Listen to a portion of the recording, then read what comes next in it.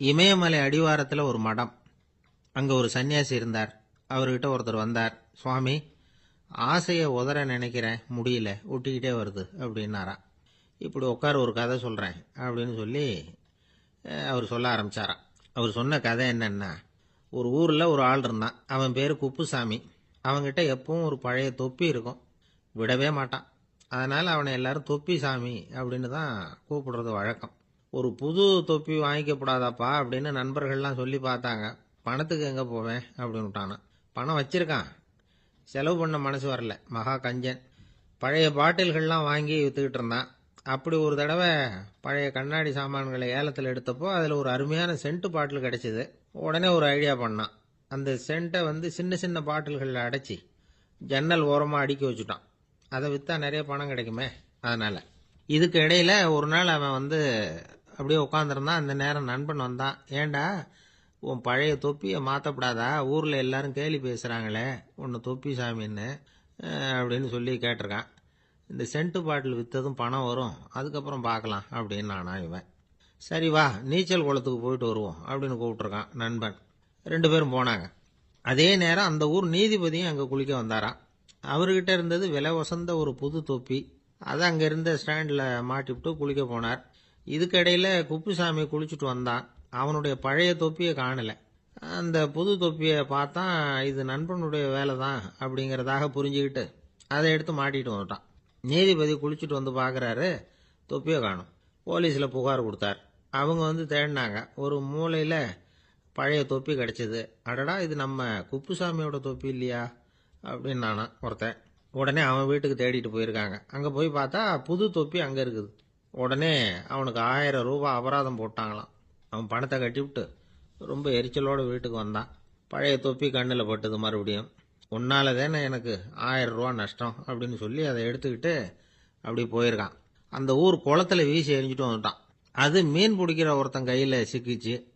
அவன் வர்ற வழியில் அதை எடுத்து வேகமாக வீசி எறிஞ்சான். அது நேராக குப்புசாமி வீட்டு ஜன்னல் வழியாக உள்ளே இந்த சென்ட்டு பாட்டில்கள் மேலே விழுந்து எல்லாம் உடஞ்சி நொறுங்கி போச்சு. குப்புசாமி பார்த்தான். தோட்டத்தில் ஆழமாக ஒரு குழியை வெட்டினான். அந்த தொப்பியை போட்டான், மூடிவிட்டான். இதை அடுத்த வீட்டுக்காரன் பார்த்தான். ஏதோ புதையல் தான் வச்சிருக்கான் போல இருக்குன்னு நினச்சான். போலீஸில் போய் புகார் கொடுத்துட்டான். மறுபடியும் போலீஸ் குழியை தோண்டினாங்க. பழைய தொப்பி மறுபடியும் வெளியில் வந்தது. எல்லாரும் சிரிக்கிறாங்க. அன்னைக்கு ராத்திரியே அந்த தொப்பியை எடுத்துக்கிட்டு நேராக புறப்பட்டான். ஒரு கல்லில் அதை சேர்த்து கட்டி குடிநீர் தொட்டி இருக்கும்ல, அதில் போட்டுட்டு வந்துட்டான். இனிமேல் என்ன பண்ணும் பார்ப்போன்னு. ஒரு நாள் திடீர்னு குழாயெல்லாம் அடைப்பட்டு போச்சு. மாநகராட்சி அலுவலர்கள் என்னன்னு பார்த்தா அந்த பழைய தொப்பி குழாயை அடைச்சிக்கிட்டு இருக்குது. இது குப்புசாமியோட தொப்பிங்கிறது தான் எல்லாருக்கும் தெரியுமே. உடனே குடிநீரை பாழாக்கணத்துக்காக குப்புசாமிக்கு கோர்ட்டு 2500 ரூபாய் அபராதம் போட்டுவிட்டுது. அதையும் கட்டிவிட்டு வெளில வந்தான். கடைசியாக முடிவு பண்ணான். ஒரு நெருப்பு குச்சியை கிழிச்சான். தொப்பியை கொளுத்தினான். எரிஞ்சது. எடுத்து வெளில எரிஞ்சான். கொஞ்ச நேரத்தில் தீ அணைப்பு படம் வந்துட்டுது. ஆமாம், இவன் எடுத்து எரிஞ்சது வெளியில் விழுந்து வீட்டு கூரையே பற்றிக்கிட்டு எரிய ஆரம்பிச்சுட்டுது. அவனோட பணத்தாசையும் அதோட சேர்ந்து எரிஞ்சு போச்சான். இப்படி ஒரு கதை. இந்த கதையை சொல்லி முடிச்சார் அந்த இமயமலை அடிவாரத்தில் இருந்த சன்னியாசி. இப்போ அந்த குப்புசாமி எங்கே இருக்கிறான்னு கேட்டார் எதிரில் இருந்தவர். இதோ உன் எதிரிலே இருக்கிறான், நான் தான் அந்த குப்புசாமி அப்படின்னாரான் அந்த சன்னியாசி. அந்த குப்புசாமி கிட்ட இருந்தது மாதிரி ஒரு பழைய தொப்பி நம்ம ஒவ்வொருத்தர்கிட்டையும் உண்டு. அதை எப்படி தொலைக்கிறதுன்னு தெரியாமல் தடுமாறிக்கிட்டு இருக்கிறோம். அது என்ன தொப்பிங்கிறீங்களா? அதுதான் நம்மை சூழ்ந்திருக்கிற மாயை அப்படிங்கிறார் சுவாமி சின்மயானந்தர். மெய்ஞானம் கிடைக்கிறப்போ மாயை எரிஞ்சு போகும் அப்படிங்கிறது அவருடைய கருத்து. நம்மால் ஒருத்தர் வேகமாக ஓடி வந்தார். காலில் மாட்டியிருந்த பழைய செருப்பு 2ஐயும் ஆவேசமாக தூக்கி ஒரு கிணத்துல போட்டுட்டு வெறுங்காலோட நடந்து வந்துகிட்டு இருக்கிறார். ஏன் அப்படி பண்ணீங்க அப்படின்னு கேட்டோம். அந்த செருப்புக்கு சொந்தக்காரன் பின்னாடி வந்துகிட்டு இருக்கிறான், அதனால அப்படி பண்ணேன் அப்படிங்கிறார் இவர். ஏங்க எங்கே போயிட்டு வரீங்க அப்படின்னு கேட்டேன். எனக்கு வேண்டப்பட்ட ஒருத்தரை பார்த்து. ஆஸ்பத்திரிக்குன்னார். எந்த ஆஸ்பத்திரிக்குன்ன? மாட்டு ஆஸ்பத்திரிக்குன்னார். என்ன விஷயம்னு? மாமனாருக்கு உடம்பு சரியில்லை, அதுதான் மாட்டு ஆஸ்பத்திரிக்கு போயிட்டு வரேன்னார். அட பாவி, அதுக்கு அந்த ஆஸ்பத்திரிக்கா போவாங்க அப்படின்னு ஆச்சரியமா. அட அது இல்லைப்பா, முதல்ல எங்கள் குடும்ப டாக்டர் தான் தேடிக்கிட்டு போனேன். அவர் அந்த நேரத்தில் அவர் வளர்க்குற நாய்க்குட்டிக்கு உடம்பு சரியில்லைன்னு சொல்லி அதை தூக்கிக்கிட்டு மாட்டு ஆஸ்பத்திரிக்கு போயிட்டாராம் சொன்னாங்க. அதனால் அங்கே போய் அவரை சந்தித்து விஷயத்தை சொல்லிவிட்டு வர்றேன்னார். அப்புறம் தான் எனக்கு கொஞ்சம் நிம்மதியாக இருந்தது. பொதுவாக நமக்கு தெரிஞ்ச வரையில் டாக்டர்கள் 2 வகை. நமக்கு வைத்தியம் பண்ணுற டாக்டர்கள் ஒரு வகை, நம்மக்கிட்ட இருக்கிற ஆடு மாடு கோழிக்கு வைத்தியம் பண்ணுற டாக்டர்கள் ஒரு வகை. இப்போ தான் எனக்கு தெரியும் இன்னொரு வகையான டாக்டர்களும் உண்டுங்கிறது. அது யாருன்னா பூச்சிகளுக்கு வைத்தியம் பண்ணுற டாக்டர்கள், அதாவது பூச்சி டாக்டர்கள். வெளிநாடுகளில் அப்படிலாம் கூட சில பேர் இருக்கிறாங்க. பிரிட்டனில் யார்க்ஷயர் வட்டாரத்தில் ராதர்ஹாம் அப்படின்னு ஒரு ஊர். அங்கே ஒரு விலங்கியல் மருத்துவர், பேர் டாக்டர் லான்ஸ் ஜெப்சன். அவர் ஆஸ்பத்திரி வாசலில் பார்த்தீங்கன்னா தினமும் நிறைய பேர் நின்றுக்கிட்டு இருப்பாங்க. கையில் கண்ணாடி குடுவை, தகர டப்பா இப்படி ஏதாவது இருக்கும். அதுக்குள்ளே ஏதாவது பூச்சிகள் இருக்கும். அதுக்கு வைத்தியம் பண்ணுறதுக்காக வந்தவங்க தான் அவங்கெல்லாம். சிலந்தி பூச்சி, பல்லி, தேளு, பாம்பு இப்படி ஏதாவது இருக்கும். பொழுதுபோக்காக சில பேர் நாய், பூனை, கிளி, மைனா, புறா இப்படி ஏதாவது வளர்க்குறாங்கல்ல, அது மாதிரி இப்போல்லாம் தேளு, பல்லி, பாம்பு, பூச்சி இதையெல்லாம் வளர்க்க ஆரம்பிச்சிட்டாங்களாம். இது ஒரு புது ஃபேஷன். இப்போ கூண்டுக்குள்ளே டப்பாக்குள்ளே போட்டு வளர்க்குறது, அதுக்கு ஏதாவது நோய் வந்துட்டுதுன்னா வைத்தியம் பண்ணுறதுக்கு டாக்டர்கிட்ட வந்துட வேண்டியது, இப்படி இந்த பழக்கம்லாம் நிறையா வந்துட்டுது. ரத்தம் உறிஞ்சிற அட்டைகள் கூட இவங்ககிட்ட வைத்தியத்துக்கு வருதான். சிலந்திகளில் செங்கால் சிலந்தின்னு ஒரு வகை. மத்திய அமெரிக்க காடுகளில் இது அதிகம். சிலந்திகள்லேயே ரொம்ப விலை உசந்தது இந்த ரகம்தான். கால்களில் சிவப்பு கோடுகள் இருக்கும். இந்த இனம் இப்போ குறைஞ்சிக்கிட்டே வர்றதுனால சர்வதேச விதிகளின்படி இவற்றின் ஏற்றுமதி இறக்குமதிக்கு தடை விதிக்கப்பட்டிருக்குது. அதனால் இதை வளர்க்குறவங்க வீட்டுக்குள்ளேயே இனவிருத்தி மூலமாக பெருக்கி விற்பனை பண்ணிட்டு வராங்களாம். அந்த வகை சிலந்திகள் தான் இப்போ வைத்தியத்துக்கு அதிகமாக வருதான். சரி, இதுக்கெல்லாம் எப்படி வைத்தியம் பண்ணுறாங்க? முதல்ல அதை குளிர்பதன பெட்டியின் வழுவழுப்பான சுவரில் விட்ட உடனே அதெல்லாம் மெதுவாக இறங்கி வரும். அப்போ அதன் நோயை கண்டுபிடிக்கிறது சுலபம். அப்புறம் அதுக்கு கிருமிகளை கொல்லக்கூடிய மருந்துகளையோ வலி நிவாரண மருந்துகளையோ கொடுப்பாங்க. கால் உடைஞ்ச சிலந்திகளுக்கு பசையை கொண்டு ஆப்ரேஷன் பண்ணுவாங்க. சில சிலந்திகளுக்கு உடைஞ்ச காலை எடுத்துட்டா புதிய கால் வளர்ந்துடும். சிலந்திகளை மனிதர்கள் கையில் எடுக்கிறப்போ அது பயந்து போய் கீழே குதிக்குது. அதனால் கால் உடஞ்சி விடுது, இல்லைன்னா வயிறு சேதமடையுது. அந்த நிலைமையில் வர்ற சிலந்திகளுக்கு மயக்க மருந்து கொடுத்து ஆப்ரேஷன்லாம் கூட பண்ணுறாங்களாம். பார்த்தீங்களா பூச்சிகளுக்கு வந்த வாழ்வை? நம்ம ஊர்லேயும் வீடுகளில் பூச்சிகள் வளர்க்குறது உண்டு. ஒருத்தர் வந்தார், எனக்கு 3000 கரப்பாம்பூச்சி அவசரமாக தேவைப்படுது, எங்கே கிடைக்கும்னு கேட்டார். கரப்பாம்பூச்சியா? அது என்னத்துக்குன்னு கேட்டோம். அது வேற ஒன்றும் இல்லை, நான் குடியிருக்கிற வாடகை வீட்டை காலி பண்ண போகிறேன்.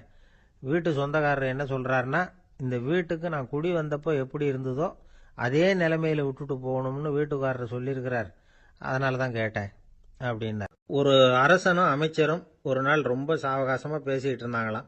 அரசன் அமைச்சரை பார்த்து ஒரு கேள்வி கேட்டிருக்கார்.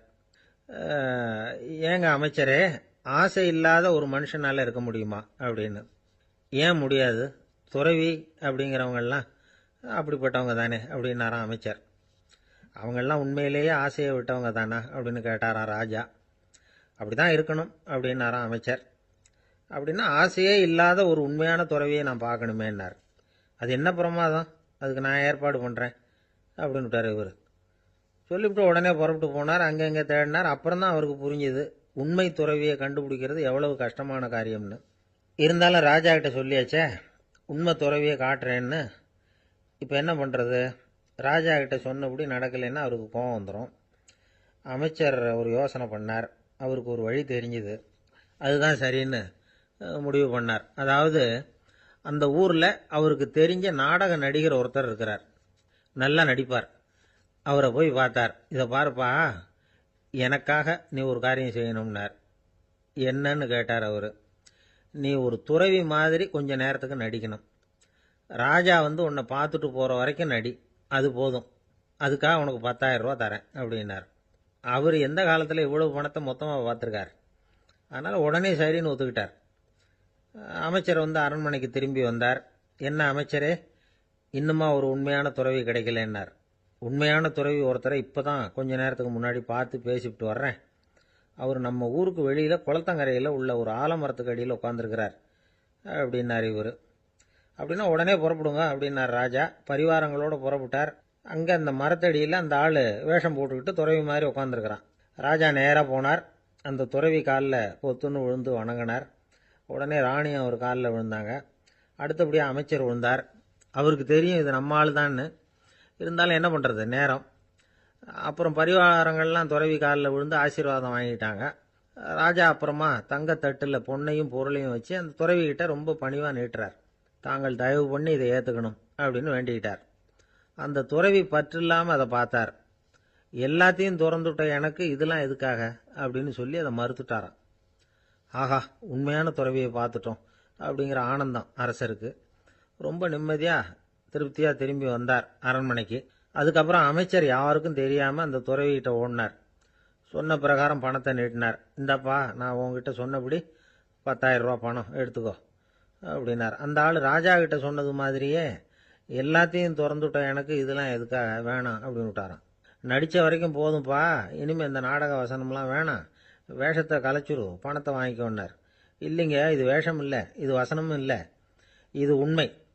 கொஞ்ச நேரம் துறவி மாதிரி நடித்ததுக்கே இந்த தேசத்து ராஜா, ராணி, அமைச்சர், பரிவாரங்கள் எல்லாம் என் காலில் விழுந்து வணங்குறாங்க. அப்படின்னா உண்மையான துறவியாக இருக்கிறது எவ்வளவு பெருமையான விஷயம். நான் உண்மையான துறவியாக ஆக போகிறேன், அப்படி முடிவும் பண்ணிட்டேன் அப்படின்னார் அந்த நடிகர். வேஷம் கூட எப்படிப்பட்ட விளைவுகளை உண்டு பண்ணுது பார்த்தீங்களா. நம்மால் ஒருத்தன் ரொம்ப வசதியாக தான் இருந்தான். ஒரு நாள் அவன் சொத்து பூரா திருட்டு போயிட்டுது. அதுக்கப்புறம் இவன் துறவி மாதிரி ஆயிட்டான். ஊர் ஊராக சுற்றினான். ஒரு குருநாதரை தேடி கண்டுபிடிச்சான். அவர்கிட்ட சீடனாக சேர்ந்துக்கிட்டான். அவனை பார்த்து ஒருத்தர் கேட்டார், நீ உண்மையான சீடன் தானான்னு.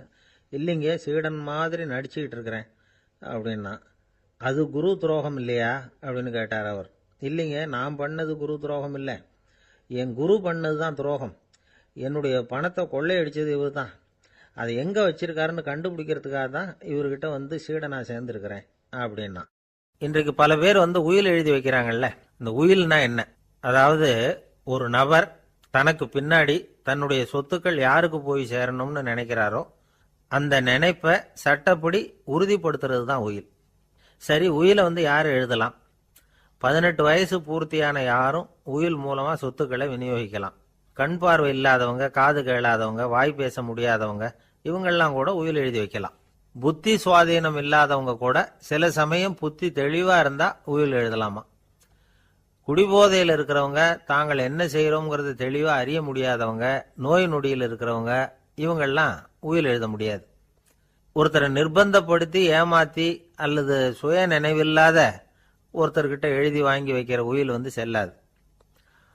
உயிலை வந்து இந்த முறையில் தான், இந்த படிவத்தில் தான் எழுதணும்னு சட்டத்தில் விதி எதுவும் கிடையாது. இதுக்கு முத்திரை கட்டணமும் கிடையாது. உயிலை வந்து வெற்று காகிதத்தில் எழுதலாம். அச்சடிக்கணும், டைப் அடிக்கணுங்கிற அவசியம் கூட இல்லை. கையாலேயே கூட எழுதலாம். எழுதி இருக்கிறது புரியணும், அவ்வளவுதான். குறைந்தபட்சம் 2 சாட்சிகளை வச்சுக்கிட்டு உயில் எழுதுறவர் அதில் கையெழுத்து போடணும். கையெழுத்து போட தெரியாதுன்னா இடது கை பெருவிரல் ரேகை வைக்கலாம். உயில் சாசனத்துக்கு சாட்சிகள் கையெழுத்து இல்லைன்னாலும் அது செல்லாது. அப்புறம் பிரிவிலேஜ்டு வில் அப்படின்னு இருக்கு. அதுக்கு மட்டும் சாட்சிகள் தேவையில்லை. அது என்னன்னா, இந்த விமானப்படை, கப்பல் படை அல்லது யுத்தத்தில் பணிபுரியும் நபர்கள் அவங்கெல்லாம் இருக்கிறாங்க இல்லையா, அப்படிப்பட்டவங்க எழுதுகிற உயில் அது. அதுக்கு சில விசேஷ சலுகைகள் உண்டு. ஒருத்தர் முதல்ல ஒரு உயில் எழுதி வைக்கிறார், அதுக்கப்புறம் மனசு மாறி போகுது, அது வேணாம்னு நினைக்கிறார், ரத்து செஞ்சுடலாம். அதுக்கப்புறம் வேற உயிலும் எழுதலாம். உயிரோடு இருக்கிற வரைக்கும் எத்தனை தடவை வேணும்னாலும் உயில் எழுதலாம். கடைசியா எழுதப்பட்ட உயில் சட்டப்படி சரியா இருந்தா அதுதான் அமலுக்கு வரும். சரி, எழுதுற உயிலை ரகசியமா வச்சிருக்கிறது எப்படி? இது ஒரு கேள்வி. இதுக்கு என்ன செய்யணும்னா, ஒருத்தர் உயிலை எழுதினதுக்கு அப்புறம் அவர் தானாவோ அல்லது அங்கீகரிக்கப்பட்ட முகவர் மூலமாகவோ, அதாவது ஒரு ஏஜென்ட் மூலமாகவோ, ஒரு கவரில் போட்டு சீல் வச்சு கவர் மேலே தன்னுடைய பெயரை எழுதி அல்லது அந்த ஏஜென்ட் பெயரை எழுதி கவர் மேலே என்ன அடக்கம் செய்யப்பட்டிருக்கு, உள்ள என்ன இருக்கு அப்படிங்கிற விவரம்லாம் எழுதி சார் பதிவாளர்கிட்ட ஒப்படைக்கலாம். இதுக்கு கட்டணம் உண்டு. அதுக்கப்புறம் எப்போ தேவைப்படுதோ அப்போ ஒரு மனு கொடுத்து அந்த கவரை திரும்ப வாங்கிக்கலாம். இப்போ எழுதுகிற உயில இவ்வளவு நாளுக்குள்ள பதிவு செய்யணுங்கிற கால வரையறை உண்டா அப்படின்னு ஒரு கேள்வி வரலாம் இல்லையா? எப்போ வேணும்னாலும் பதிவு செய்யலாம். நம்மால் ஒருத்தர் ஒரு நாள் ரொம்ப அவசரமாக வந்தார். இந்த உயில் எழுதுறது சம்பந்தமாக பூரா விவரமாக எனக்கு உடனே தெரியணும்னார். நான் உடனே அவரை வக்கீல் ஒருத்தர்கிட்ட அழைச்சிட்டு போனேன். இவர் அவர்கிட்ட எல்லா விவரமும் கேட்டு தெரிஞ்சுக்கிட்டார். ரொம்ப தேங்க்ஸ்ன்னு சொல்லிவிட்டு 2 பேரும் வெளியில் வந்தோம். அதுக்கப்புறம் இவர்கிட்ட கேட்டேன், ஆமாம் இவ்வளவு விவரமாக கேட்குறீங்களே, உங்களுக்கு எத்தனை பிள்ளைங்க சார் அப்படின்னு கேட்டேன். 6 பேர் சார் அப்படின்னார். சரி, இருக்கிற சொத்து எவ்வளவுன்னு கேட்டேன். அதை இனிமே தான் சம்பாதிக்க போறேன் அப்படின்னார். எதிர்காலத்தை நினைச்சா எனக்கு ரொம்ப பயமா இருக்கு சார் அப்படின்னு சொல்றவங்க நிறைய பேர் இருக்கிறாங்க. அதாவது பயப்படாத மனிதர்கள்னு யாருமே கிடையாது. ஒவ்வொருத்தருக்கும் ஒவ்வொரு விதமான பயம் இருந்தாலும் ஒட்டுமொத்தமா பார்க்கறப்போ மனிதனுக்கு 6 விதமான பய உணர்வுகள் வரலாம் அப்படின்னு பெரியவங்க சொல்றாங்க. எல்லா விதமான பயமும் இந்த 6 வகைக்குள்ள அடக்கம். அந்த 6 வகை பயமும் 6 எதிரிகள் மாதிரியாம். 6 எதிரிகளையும் புரிஞ்சுக்கிட்டோம்னா போதும், வாழ்க்கையில சுலபமா வெற்றி அடைய முடியும். சரி, அந்த 6 வகை பயம் என்னென்ன அப்படின்னு பார்ப்போம். முதல்ல வறுமை பற்றிய பயம், 2வது பழிச்சொல் பற்றிய பயம், 3வது உடல் நலம் பாதிப்பு பற்றிய பயம், 4வது என்னன்னா காதல் தோல்வி, 5வது முதுமை, 6வது மரணம். அதாவது பயப்படுறதுங்கிறது ஒரு மனநிலை தான். இந்த மனநிலையை கட்டுப்படுத்த முடியும், திசை திருப்ப முடியும். சரி, இந்த பயங்களின் அறிகுறிகள் எப்படி இருக்கும்?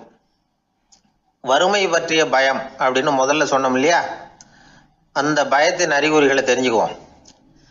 எதுலேயும் அக்கறை இல்லாமல் இருக்கிறது, ஒரு குறிக்கோள் இல்லாமல் இருக்கிறது, வறுமையை சகிச்சுக்கிறது, வாழ்க்கையில் கிடைக்கிறது எதுவாக இருந்தாலும் ஆட்சேபனை இல்லாமல் ஏற்றுக்கிறது, மனசாலும் உடம்பாலும் சோர்ந்து போயிருக்கிறது, ஆர்வம், முனைப்பு, கற்பனை திறன் எதுவுமே இல்லாமல் இருக்கிறது.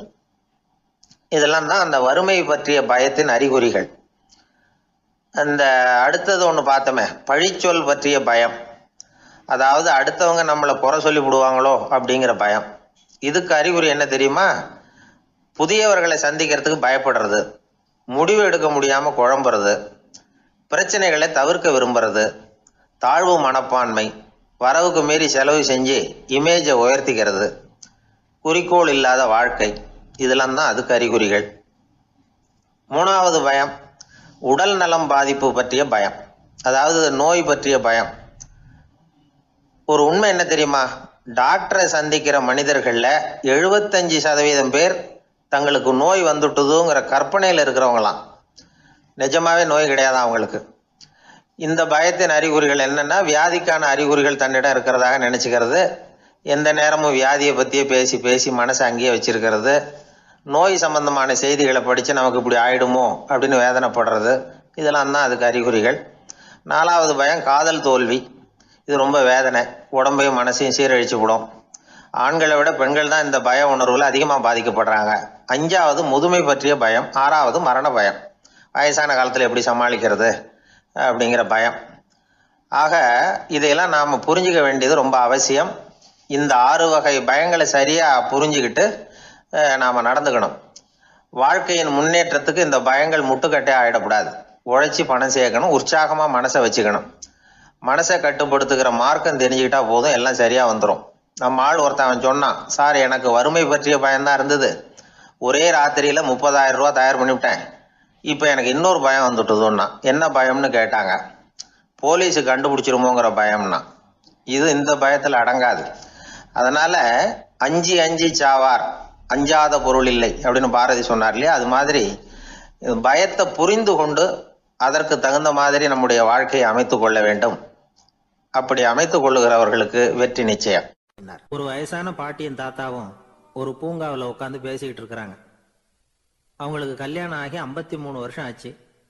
பிள்ளைங்கள்லாம் படித்து பெரிய பெரிய வேலையில் இருக்கிறாங்க. பேரன் பேத்திகளும் நல்ல நிலைமையில் இருக்கிறாங்க. இந்த தாத்தாவும் பாட்டியும் சிரித்து பேசிக்கிட்டு இருந்ததை ஒரு பெரியவர் பார்த்தார். அவருக்கு ஆச்சரியமாக இருந்தது. இந்த வயசுலேயும் இவ்வளவு அந்யோன்யமாக இவங்க பேசிக்கிட்டு இருக்கிறாங்களே அப்படின்னு நினச்சார். சரி, நேரிலேயே கேட்டுருவோமே அப்படின்னு நினச்சிக்கிட்டு கிட்ட போனார். உங்கள் மன வாழ்க்கையின் வெற்றிக்கான ரகசியம் என்ன அப்படின்னு கேட்டார். இதை கேட்டதும் அந்த தாத்தா சிரிச்சுக்கிட்டே பாட்டியை பார்த்தாராம். அதுக்கப்புறம் சொன்னாராம், நான் இந்த அம்மாவை கல்யாணம் பண்ணிக்கிட்டதுக்கும் எங்களுடைய இல்வாழ்க்கை இவ்வளவு நாளாக பலம் குறையாமல் மகிழ்ச்சியாக இருக்கிறதுக்கும் காரணம் ஒன்று தான். அது என்ன காரணம்னா, எங்களுக்கு இடையில பொதுவாக நிறைய குறைகள் உண்டு, அதுதான் காரணம் அப்படின்னாராம்.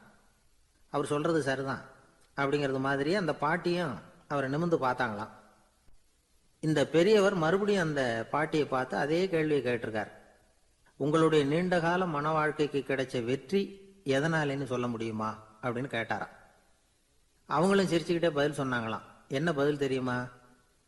சில பேரை நாம் குறிப்பிட்ட பண்புகளுக்காக நேசிக்கிறோம், வேற சிலரை நாம் அந்த பண்புகள் இல்லாத குறைகளுக்காகவே விரும்பி பழகிறோம் இல்லையா அப்படின்னு கேட்டுவிட்டு தலையை குனிஞ்சுக்கிட்டாங்களாம் அந்த பாட்டியம்மா. அவங்க அப்படி சொன்னதை கேட்டதும் இவருக்கு புதுசாக ஞானம் பிறந்தது மாதிரி இருந்துதான். இதுதான் மனம் நிறைந்த மன வாழ்க்கை அப்படிங்கிறார் சுவாமி சின்மயானந்தர். பண்புகளை எப்படி நேசிக்க முடியுதோ அதே மாதிரி பண்புகள் இல்லாத குறைகளையும் நேசிக்க முடியும். மனசு தான் காரணம். ஒரு மேல்நாட்டு தம்பதி, அவங்களும் தாத்தா பாட்டி தான். அவங்க 2 பேரும் ஒரு பூங்காவில் உட்காந்து சிரித்து பேசிகிட்டு இருக்கிறாங்க. அதை ஒருத்தர் பார்த்தார். அவருக்கு ஆச்சரியம், இவ்வளவு காலம் ஆகி இந்த வயசுலேயும் இப்படி அன்பாக பேசிகிட்டு இருக்கிறாங்களே அப்படிங்கிற ஆச்சரியம். கிட்ட நெருங்கி போனார். கேட்டார், ஏன் தாத்தா உங்களுக்கு கல்யாணம் ஆகி எவ்வளோ வருஷம் ஆச்சுன்னார். 55 வருஷம் ஆச்சுன்னாராம் அவர். இன்னமும் இவ்வளவு சந்தோஷமாக இருக்கிறீங்களே, அதுக்கு என்ன காரணம்னு கேட்டிருக்கார். அதுக்கு என்ன காரணம்னா, இது வரைக்கும் எங்களுக்குள்ள சண்டையே வந்ததில்லை அப்படின்னாராம். அது எப்படி முடியும்னு கேட்டிருக்கார் இவர் ஆச்சரியமா. அந்த தாத்தா சொல்ல ஆரம்பிச்சாராம், இதை பாருப்பா, எங்களுக்கு கல்யாணம் ஆன புதுசில் நானும் என்னுடைய மனைவியும் ஒரு குதிரை மேலே ஏறி ஒரு காட்டு வழியாக போய்கிட்டு இருந்தோம். கொஞ்சம் தூரம் போனதும் அந்த குதிரை எடக்கு பண்ணிச்சு. நான் உடனே கீழே இறங்கி அந்த குதிரையை பார்த்து, இது உனக்கு முதல் தடவை அப்படின்னு மிரட்டலாக சொல்லிவிட்டு ஏறி உக்காந்தேன். மறுபடியும் போனோம். கொஞ்சம் தூரம் குதிரை நல்லபடியாக நடந்து போச்சு. மறுபடியும் எடக்கு பண்ண ஆரம்பிச்சுட்டுது.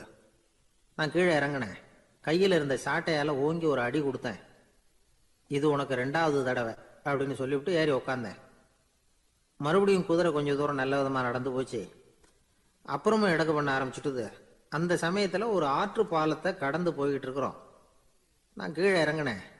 என்னுடைய மனைவியையும் கீழே இறங்க சொன்னேன். அந்த குதிரையை பிடிச்சி அப்படியே ஆற்றுல தள்ளி விட்டுட்டேன். தள்ளி விட்டுட்டு, இது உனக்கு கடைசி தடவை அப்படின்னு சொன்னேன். அதை பார்த்ததும் என் மனைவி பதறி போயிட்டாங்க. போய், ஐயோ பாவம், என்ன இப்படி பண்ணிவிட்டீங்க, உங்களுக்கு மனசில் கொஞ்சம் கூட இறக்கமே இல்லையா அப்படின்னாங்க. நான் மெதுவாக இவங்க பக்கம் திரும்பி, இது உனக்கு முதல் தடவை அப்படின்னேன். அவ்வளவுதான். அன்னையிலேருந்து இன்னைய வரைக்கும் ஒரு நாள் கூட எங்களுக்குள்ள சண்டையே வந்ததில்லை அப்படின்னு விளக்கம் கொடுத்தார் அந்த தாத்தா. திபேத் நாட்டில் புத்த மடாலயங்கள் நிறைய உண்டு. அதுக்கு ஒரு தலைமையகமும் உண்டு. அது இந்த திபேத் தலைநகரம் லாசாவில் இருக்குது. ரொம்ப காலத்துக்கு அப்பால் அதை பற்றிலாம் நிறைய விவரங்கள் எழுதி வச்சிருக்கிறாங்க. அது இப்போவும் நமக்கு கிடைக்குது. அதாவது ரொம்ப தூரத்துக்கு அந்தாண்ட மலைகளுக்கு நடுவில் ஒரு கிளை மடாலயம். அந்த மடத்தின் தலைவருக்கு வயசாயிட்டு தான். அதனால் தலைமை பொறுப்பை வேற ஒருத்தர்கிட்ட ஒப்படைக்கலாம் அப்படின்னு முடிவு பண்ணாராம். உடனே ஒரு லாமாவை கூப்பிட்டார். அவர் மூலமாக தலைமை மடாலயத்துக்கு செய்தி அனுப்புனார், பொருத்தமான வாரிசு ஒருத்தரை அனுப்பி வைக்கும்படியாக. அந்த வாலிப லாமா புறப்பட்டார். காடு மேடெல்லாம் நடந்து போகிறார். ரொம்ப நாள் கழித்து தலைமை பீடத்தை அடைஞ்சார். தலைமை குருக்கிட்ட விவரத்தை சொன்னார். தகுதியான ஒருத்தரை அனுப்பி வச்சா அழைச்சிட்டு போகிறேன் அப்படின்னார். சரி, நாளைக்கு காலையில் நீங்கள் அவங்க எல்லாரையும் அழைச்சிட்டு போகலாம்னார் அவர். அவங்க எல்லாரையுமா? அங்கே தேவைப்படுறது ஒருத்தர் தானே அப்படின்னார் இவர். ஆமான்னார். அப்புறம் ஏன் எல்லாரையும் அழைச்சிட்டு போக சொல்கிறீங்கன்னார். அது இப்போ உனக்கு புரியாது. நான் ஒரு 100 பிக்குகளை அனுப்புகிறேன், அதாவது பிட்சுகளை. அவ்வளவு பேரையும் அங்கே வச்சு சமாளிக்க முடியாது அப்படின்னார் இவர். இருந்தாலும் இப்போ அந்த தலைமை குரு என்ன சொன்னார்னா, அதை பற்றி கவலைப்படாத, நான் 100 பேரை அனுப்புகிறேன். அதில் 99 பேர் வழியிலேயே காணாமல் போடுவாங்க. ஒருத்தன் மட்டும்தான் வருவான். அவனும் அங்கே சேர்ந்துட்டான்னா நீ ரொம்ப கொடுத்து வச்சவன் அப்படின்னார். இவருக்கு ஒன்றும் புரியல. இருந்தாலும் மறுநாள் அந்த வாலிப லாமா 100 பேரை அழைச்சிக்கிட்டு புறப்பட்டார். போகிற வழியிலேயே பல பேர் அங்கங்கே பிச்சுக்கிட்டு போயிட்டாங்க. அவர் சொன்னது மாதிரியே. வழியில் அவங்க ஊர்கள் இருந்தது தான் காரணம். அப்பா அம்மாவை பார்த்துட்டு வரேன் அப்படின்னு கொஞ்சம் பேர் போனாங்க. சொந்த பந்தத்தை பார்த்துட்டு வரேன் அப்படின்னு கொஞ்சம் பேர். ஒரு வாரம் ஆச்சு. இப்போ மிஞ்சினது 10 பேர் தான். வழியில் ஒரு நகரம். அங்கே சில பிட்சுக்கள் சந்திச்சாங்க. எங்கள் மடத்து தலைவர் இறந்துட்டார், உங்களில் யாராவது ஒருத்தர் எங்களுக்கு தலைவராக முடியுமா அப்படின்னு கேட்டாங்க. 10 பேரும் தயார். அதில் ஒருத்தரை அழைச்சிக்கிட்டு அவங்க போயிட்டாங்க. இன்னொரு ஊரில் சில பேர் வந்தாங்க, வழி மறிச்சாங்க. நில்லுங்க, எங்கள் மன்னர் மகளுக்கு திருமணம், அதை நடத்தி வைக்க 3 லாமாக்கள் தேவை அப்படின்னாங்க. இப்படி கொஞ்சம் கொஞ்சமாக எல்லாரும் காலி. கடைசியில் 2 பேரும் மிஞ்சினாங்க. அங்கே ஒரு இளம்பெண் எதிரில் வந்தா. எங்கள் அப்பா வேட்டைக்கு போயிருக்கிறாரு, இன்னும் திரும்பி வரல வீட்டில் வேற யாரும் இல்லை, தனியாக இருக்க பயமாக இருக்கு, யாராவது ஒருத்தர் எனக்கு துணையாக இருக்கணும் அப்படின்னு கேட்டுக்கிட்டா. எங்கள் 2 பேரில் நீயே ஒருத்தரை தேர்ந்தெடுத்துக்கோ, இல்லைன்னா எங்களுக்குள்ளே சண்டை வந்துடும் அப்படின்னாங்க. இப்போ மிஞ்சினவர் ஒருத்தர், அவருக்கும் ஒரு சோதனை வந்தது. ஒரு தர்க்கவாதி எதிரில் வந்தான், உன்னோட வாதம் பண்ணணும்னா. இவனோட வாதம் பண்ணுறேன், அது முடிய ரொம்ப காலம் ஆகலாம், தர்க்கத்தில் நான் ஜெயிச்சா அங்கே வரேன், இல்லைன்னா இவருடைய சீடனை ஆயிடுவேன் அப்படின்னார் அவர். கடைசியாக அழைக்க வந்த வாலிபலாமா மட்டும் வெறும் கையோடு திரும்பி போனார். அங்கே இருந்த வயசான மடாதிபதி கேட்டார், எத்தனை பேர் அங்கேருந்து புறப்பட்டீங்கன்னார். என்னையும் சேர்த்து 101ன்னார் அவர். நல்லது, நீயாவது திரும்பி வந்திய, அதுதான் எனக்கு போதும், ஏன்னா நீ தான் எனக்கு உண்மையான வாரிசு, அந்த 100 பேரில் யாரும் வரமாட்டாங்க அப்படின்னார் அவர். ஏன்னா அவருக்கு தெரியும் இவர் ஒருத்தர் தான் திரும்பி வருவாருங்கிறது. திபேத்தில் ஒரு பழங்கால பழமொழி உண்டாம், 100 பேர் செல்லலாம், எப்பொழுதாவது ஒருவன் அபூர்வமாக அடைய வேண்டிய இடத்தை அடைவான். இதுதான் அந்த பழமொழி. ஒரு உன்னதமான இலக்கை அடையணும்னா அது அவ்வளவு சுலபமான காரியம் இல்லை. இந்த காலத்து மடாலயம் ஒன்று, அதில் ஒரு தலைவர், அவருக்கு வயசாயிட்டுது, தனக்கு ஒரு வாரிசை நியமிக்கணும் அப்படின்னு ஆசைப்பட்டார். ரொம்ப கஷ்டப்பட்டு ஒருத்தரை பிடிச்சார், தனக்கு வாரிசாக நியமிச்சுட்டு அவர் சமாதி ஆயிட்டார்.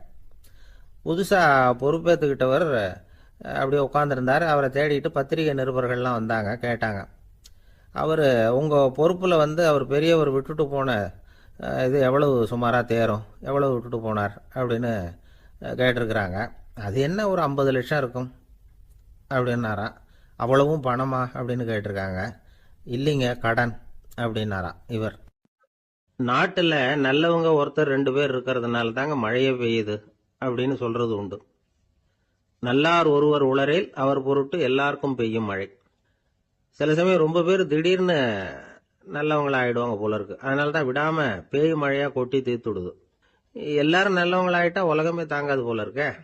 அப்பப்ப ஒருத்தர் 2 பேர் நல்லவங்களாகணும், அப்பதான் சீரா மழை பெய்யும். மாசத்துக்கு 3 பேர் நல்லவங்களானா மாதம் மும்மாரி பொழியும். இதெல்லாம் வேடிக்கை பேச்சு. இப்போ இதெல்லாம் ஒரு பக்கம் இருக்கட்டும், இப்போ விஷயத்துக்கு வருவோம். ஒரு கும்பல்ல நல்லவன் யாரு அப்படிங்கறத எப்படி கண்டுபிடிக்கிறது? இதுக்கு ஒரு வேடிக்கை கதை உண்டு. என்னுடைய நண்பர் ஒருத்தருக்கு அவங்க பாட்டியம்மா சொன்ன கதையா அது. அது என்ன கதைன்னா, ஒரு ஊர்ல ஒரு சமயம் பலமான மழை பெய்ய ஆரம்பிச்சுட்டு தான். இடி மின்னல் ரொம்ப கடுமையா இருந்திருக்குது. ஆரம்பிச்ச மழை வர வர கடுமையா ஆகிட்டு இருக்குதே தவிர நிக்கிற பாடா தெரியல. ஊர் ஜனங்கள்லாம் பார்த்தாங்க. இதுக்கு மேலேயும் வீட்டு உள்ள இருந்தா ஆபத்துங்கிறத புரிஞ்சுக்கிட்டாங்க. ஏன்னா வீடெல்லாம் இடிஞ்சி விழுந்துருமோங்கிற பயம். உடனே எல்லாரும் புறப்பட்டு ஊருக்கு பொதுவா இருந்த ஒரு மண்டபத்துல போய் தங்கிக்கிட்டாங்க. மின்னல் கடுமையா இருந்தது, இடி எந்த நேரத்திலையும் விழலாம்ங்கிற நிலைமை. எப்போ விழலாம்னு பார்த்துக்கிட்டு இருக்குது. அந்த மண்டபத்தில் இருந்த ஜனங்கள் மனசுக்குள்ள ஒரு பயம். நம்ம கூட்டத்துல யாராவது ஒரு கெட்டவன் பாவம் பண்ணவன் இருந்தா கூட இடி இந்த மண்டபத்துல விழுந்துரும், அது எல்லாருக்கும் ஆபத்து அப்படின்னு நினைச்சாங்க. சரி, இதுக்கு என்ன பண்ணலாம் அப்படின்னு யோசனை பண்ணாங்க. அந்த கூட்டத்துல ஒரு பெரியவர் இருந்தார். அவரு ஒரு யோசனை சொன்னார். இதோ பாருங்க, அதுக்கு ஒரு வழி இருக்கு. அதோ எதிர்த்தாப்புல கொஞ்சம் தூரத்துல ஒரு உயரமா மரம் ஒண்ணு இருக்கு பாருங்க. பொதுவா இடி சுலபமா விழறது அது மாதிரி உயரமான மரத்துல தான்.